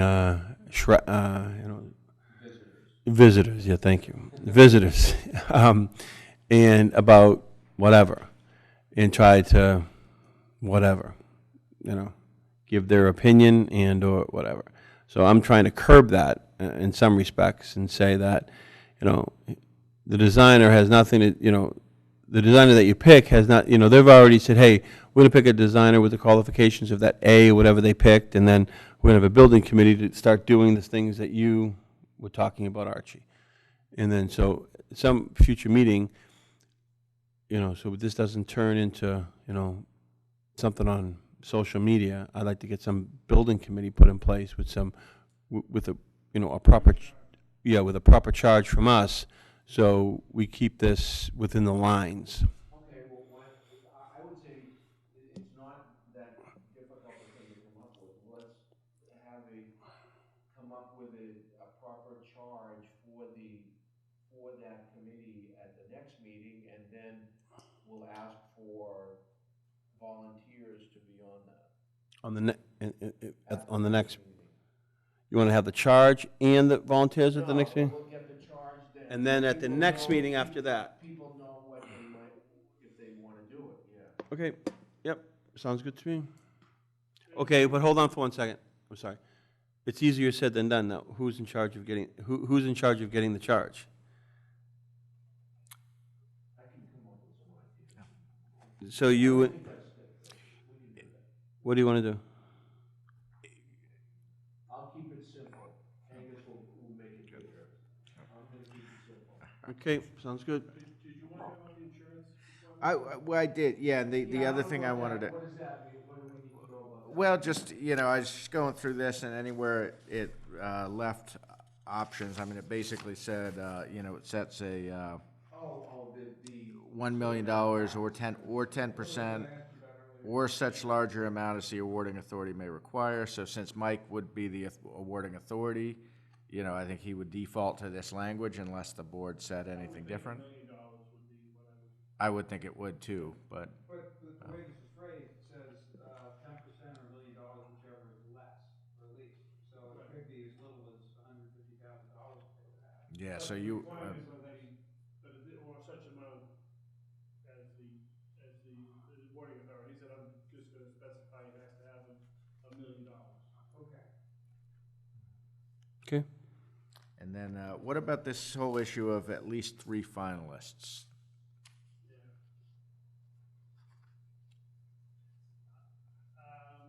I would suggest just a belt and suspenders is that for this process, that there'd be at least, 3 solicitations or? Well, the solicitations you've already covered because it's got to be in the central register anyway. Right, but the idea, I don't know, I mean, I worry that we wouldn't be able to get 3. Well, that was my concern. And that would stop the whole process. If someone Yeah. could contest it, And we've got a relatively short window of time. So how do we Well, address I that? had- Later in the policy, though, there's a comment about in emergency situations, But somebody could argue that this is an emergency. Become an emergency situation if you only have one person or you know, two firms, one firm or two firms quoting, does it then become an emergency situation? And you default to The thing is, pulling somebody out of the book who's done something. the thing is that it's your policy, so you could amend it Yeah. right now and just. Can we amend it just on this, on just this specific thing? Yeah, you could just say, someone could move to amend the policy to, eliminate that language? Well, so the language I had suggested, and this is the first draft, but I just suggested replacing the language with saying instead, the committee shall select at least 3 finalists or such lesser number of finalists based on the number of proposals received from qualified respondents. So if you Second. received- Yeah. No, Well, not yet, we haven't It's a voted second. on it. someone's got to make a motion too, so, Well, that's the motion. So moved. yeah, I'm sorry, so moved. yeah. Great. Right here, this,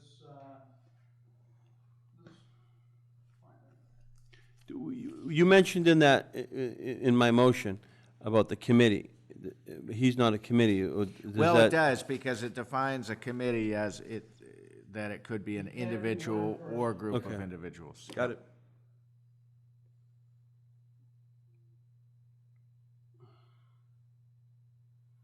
you're a man of many talents. Is that the capital, is that the cable cars? Yeah, I know, lucky me. Wait, move the vote?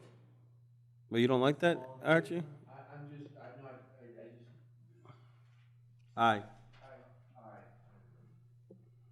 Okay, that was good. Okay, I think that covered it for that Mhm. topic.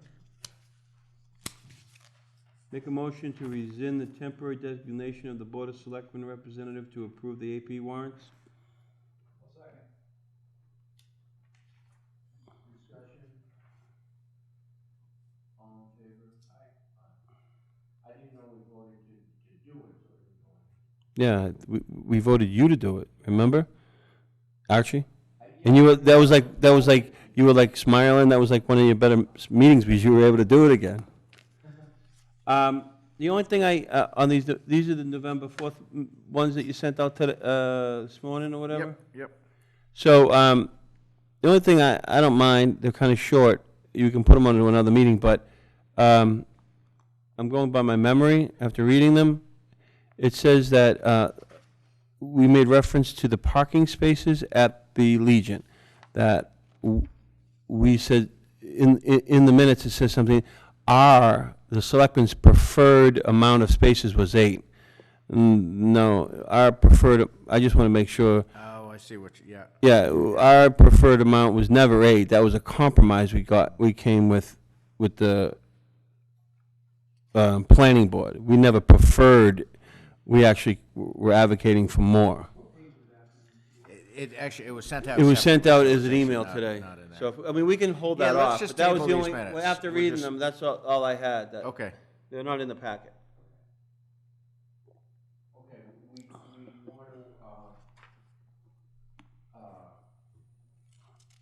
we're good with J, so we didn't vote that. Oh, right. Oh, I'm Jay, sorry. yep. So, someone make a motion? Make a motion that we approve the conservation restriction for the Riverbend property. River Road property, I'm sorry. I don't have my glasses on. Further discussion? All in favor? Aye.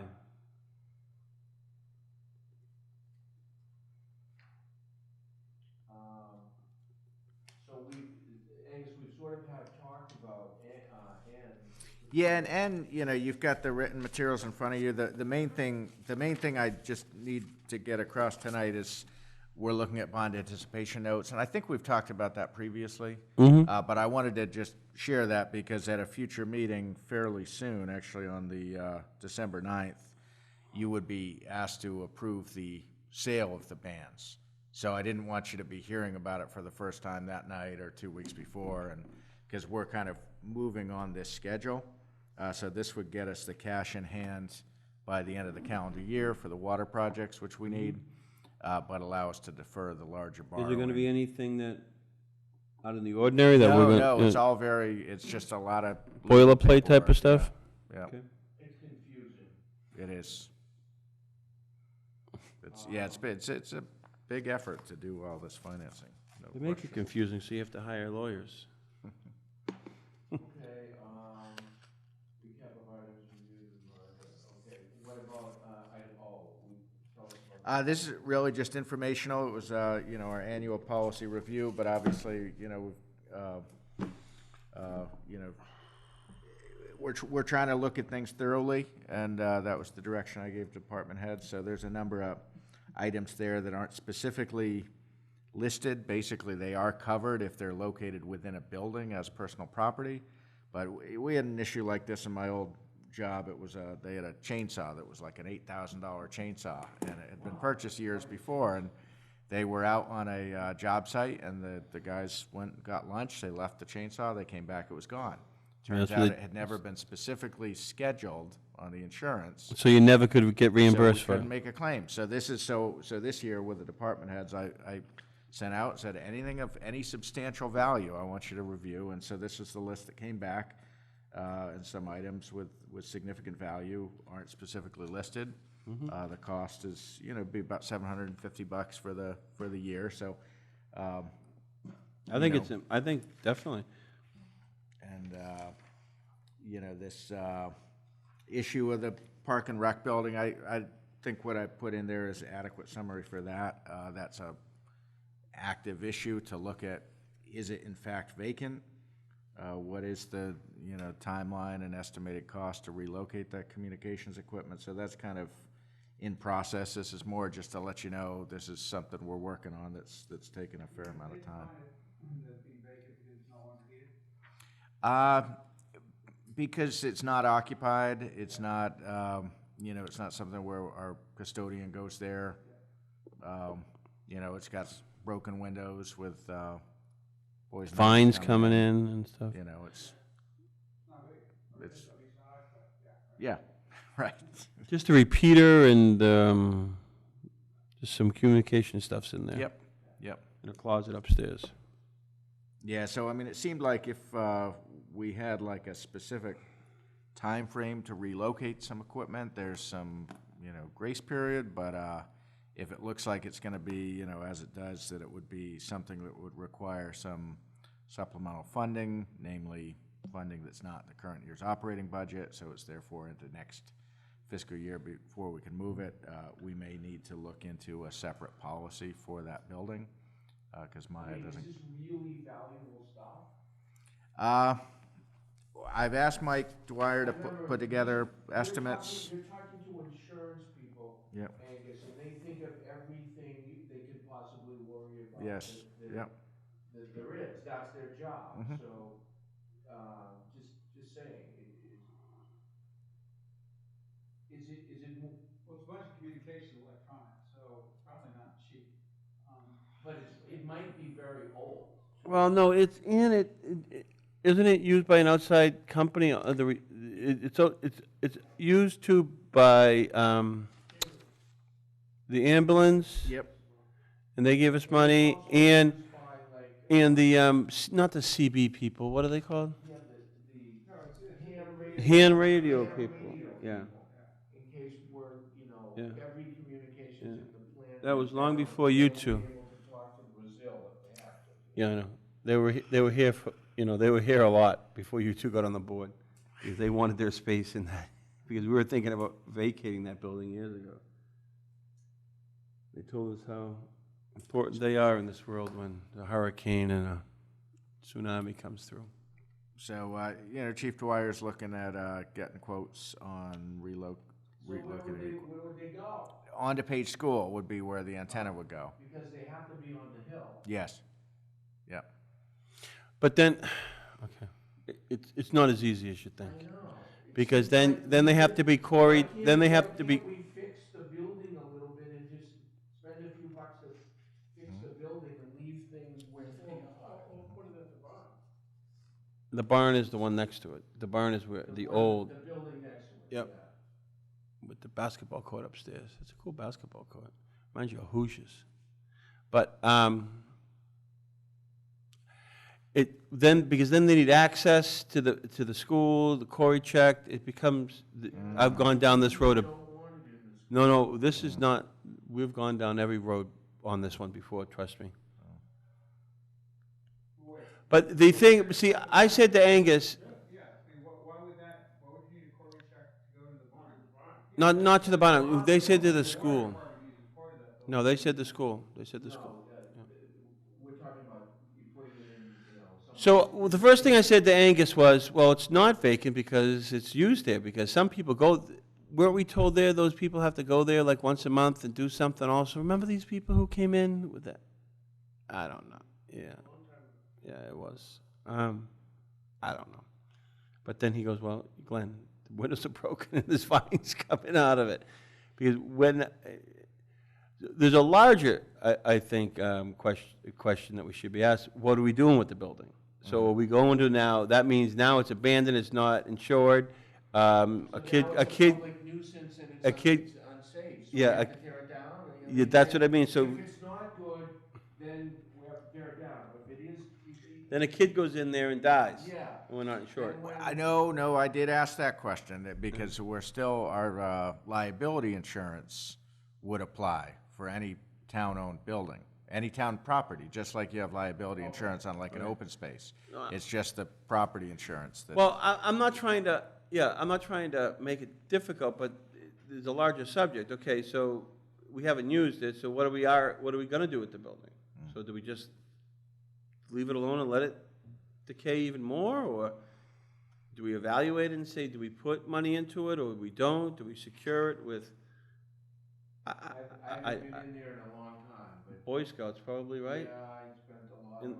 the Girl Scouts, It my, is worth my, chaotic hours in that building. yeah, my wife used to do Girl Scouts in that building, who knows how long ago. Yeah, exactly.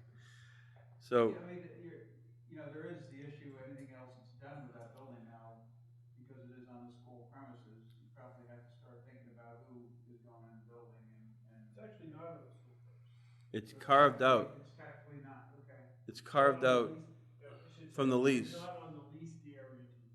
Okay, but you have to travel through the leased area to the school in order to get there? Yeah, okay. Unless you walk up to the backfield. Or no, or go out the access road to the that's lease two, the other one? Okay, whatever. I didn't mean to bring that up, but we have to, whatever.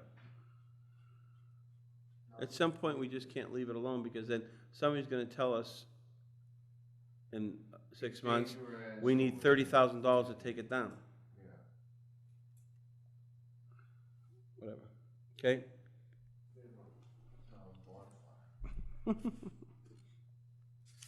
Fire department's always Yep. Yeah. So, They haven't item lost P the, is, just informational, we're going through with the paperwork with a $20,000 earmark. We have till the end of the fiscal year to expend that money. There's a group of parents that's got their second meeting coming up later this week with the Page School principal, just to further flesh out ideas for best use of that, but it's generally as I, Oh, the end of the fiscal year? yeah, Oh, okay, yeah, I'm sorry. I Yep. was worried that it was yep. this Yep. year, but it's fiscal year. So that's moving ahead. That's the hardest money that the state's given us to try to spend, isn't it? I don't mean to make this. Can't give it away. I know, I can't, I don't mean to make it longer, because I'm getting tired too, but it's unbelievable. Okay, Item Q is just informational. At that time, we expected there to be a meeting tomorrow night that is, so, there's a lot of content in there, and I don't want to open the book and all of that, but you can see the, a lot of the great work Wayne's been doing. I think we're gonna end up with something that's a lot more comprehensive. more comprehensive.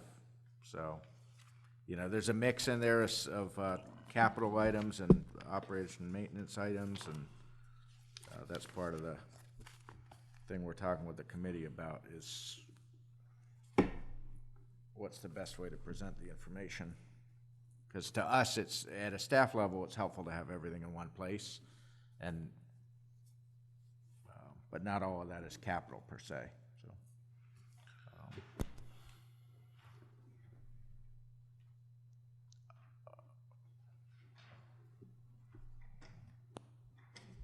Yeah, item R, I think the memo kind of speaks for itself. It's on housing policy. Obviously, the discussion that, Rick and I attended last spring was before the decision was made to invest substantial funds in the existing affordable housing units, so.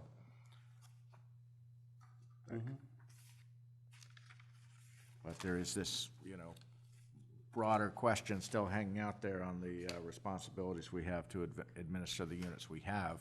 So far, I think we've kept up, but there's times that things crop up that you don't have a lot of time to deal with. And if that happens to come up at a time that we're swamped on, you name it, it's, we are vulnerable. So I know Mike has talked about the idea of putting some funding toward engaging a third party so that when the need arises, we have some support on the monitoring. If there's unit turnover, someone sells their unit, that's, I don't want to say 100 hours, but it could easily be 100 hours of staff time to year. deal with it. No, in a period of like a couple of months to deal with the tenant selection and the back, What about that fund that we income have? qualification, it's a huge amount of work. What about that fund that we have? Well, that's what The, Mike was the money in suggesting. lieu of Yes. putting, the money that in lieu of putting, Would that be an appropriate use of that, or? I don't know. of course it would, because No, it's, it's just administrative, Which fund are you talking about? well, like The Nevy, if, payment in we have the planning board has a thing that, you could tell them. Under our inclusionary zoning bylaw, is that if you have to get one affordable housing unit for every 10 you build. If you have a number under 8, then instead of giving a housing unit, you give money. And right now, that has happened with regard to, Nevy. the Nevy's subdivision. Mhm. The other ones, both, Ocean Meadow, Drake's Landing, and Whetstone Street, Follinsby, have all just given units. But, that's the one we've collected from. So the idea is, yes, we should probably have a third person because we don't have the staff on place. And then second would be, I would see if we can use that money to be able to fund that outside contractor when necessary. And why wouldn't you? Because it's the sole purpose of it was for affordable housing.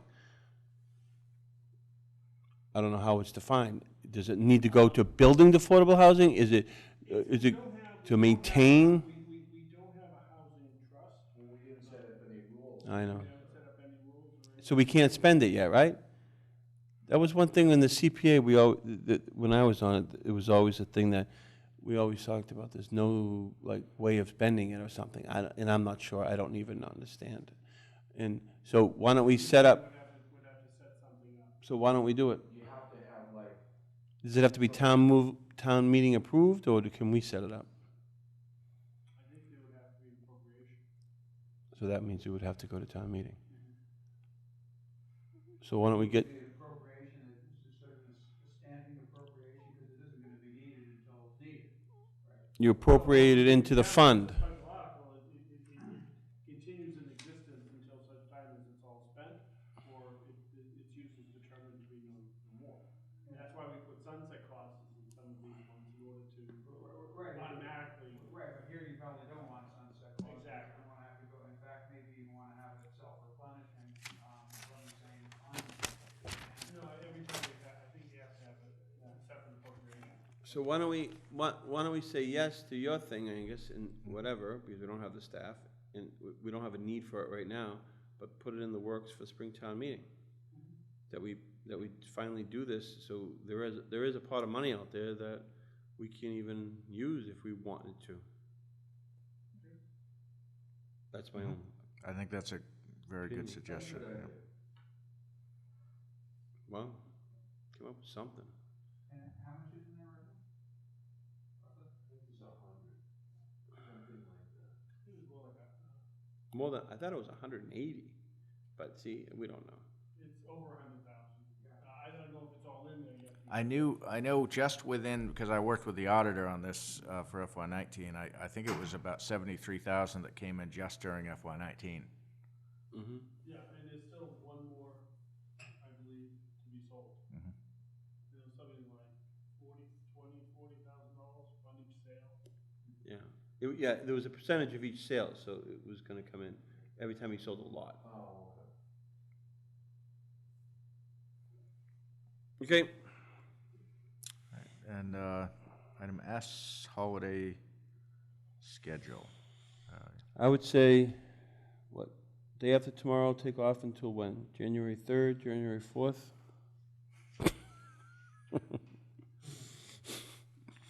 Except for Leave without non-essential, pay approved for everyone. yeah, except for non-essential personnel. Just want to make the dispatchers mad. So, yeah, the main question before you is day before Christmas, as well as on the library hours. Now, on the FY19 one, we had a footnote there with, Spend so much time worrying about the library. And then they do what they want. And then they do what they want anyway. You're right.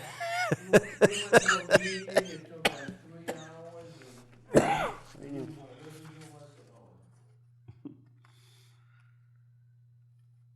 So what, tell me what your basic question is. Could the library close to its normal time?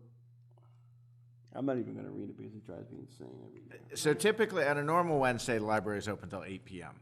So day before Thanksgiving, probably not going to be a whole lot of traffic coming in. So what are they asking for? They'd suggested 2 o'clock. That's fair. I would, But that's when they got mad, because they said, when we closed early before, then you're cutting people's hours already. yeah, remember they, Remember, they got mad at us because we wanted to cut No, close but they, early before. but so they you thought they can't could win. still pay people. You can't pay hourly people for the whole You day. can't pay them Yeah, this for isn't a that. vacation. They wouldn't believe us. You can't pay them for that if they're. Yeah, you can't pay them to 8, but close at 2. You can't pay them. Obviously, if your salary, it doesn't matter. That was, yep. And what was the other one? Christmas Eve, For whom? town office and library. And that's a Tuesday this year, right? Yes, What day is Christmas? Wednesday. Wednesday, it's the worst. It's right in the middle of the week. And what do you want to do? Library had suggested 2 p.m. Last year it was 1 p.m. For here. Last year it was 1 p.m. for the town office. Do people have to take a test if they really believe in the baby Jesus?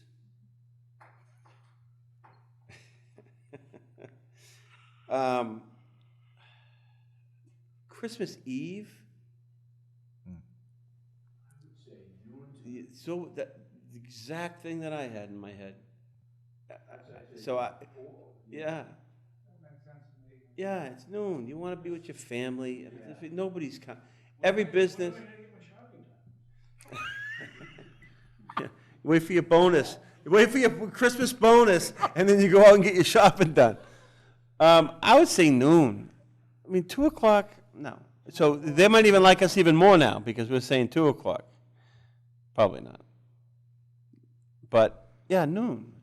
But he's gonna be here But hold on, okay, can I do this? Can I do this?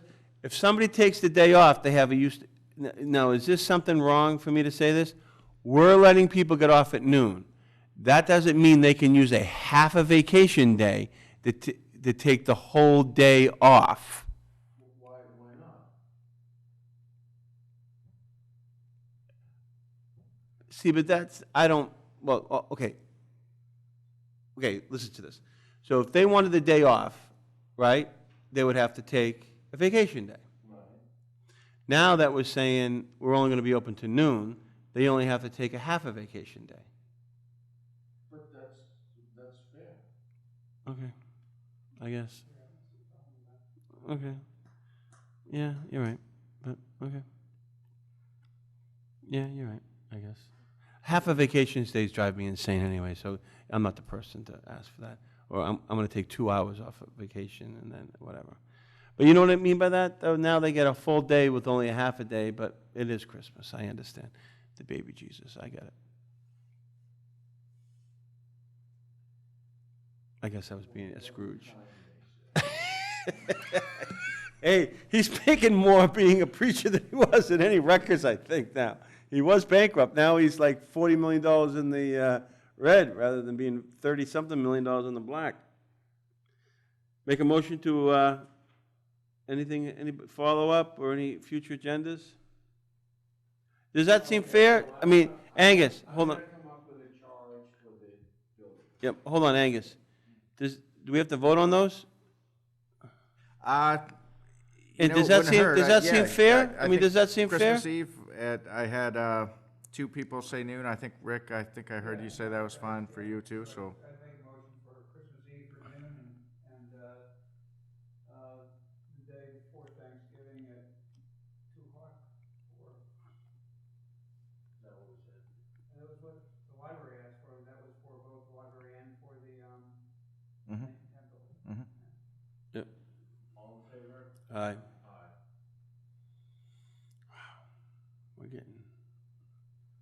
We're getting soft. Make a motion to adjourn? Wait a minute, we have future things. Oh, yeah, but I asked if there's anything. I'm just trying to get home. What you're gonna have to put on, it's likely that the state will require early voting. And Aye. Aye. What happened? I think he wanted to know if we voted on the, I think we didn't, I think I made a motion, we debated the motion, and we never. no, I seconded it. Aye, on the 12 and 2. Yeah, I thought we voted on it. Okay. Sid will probably require 5 days of early voting for, March 3rd primary. No.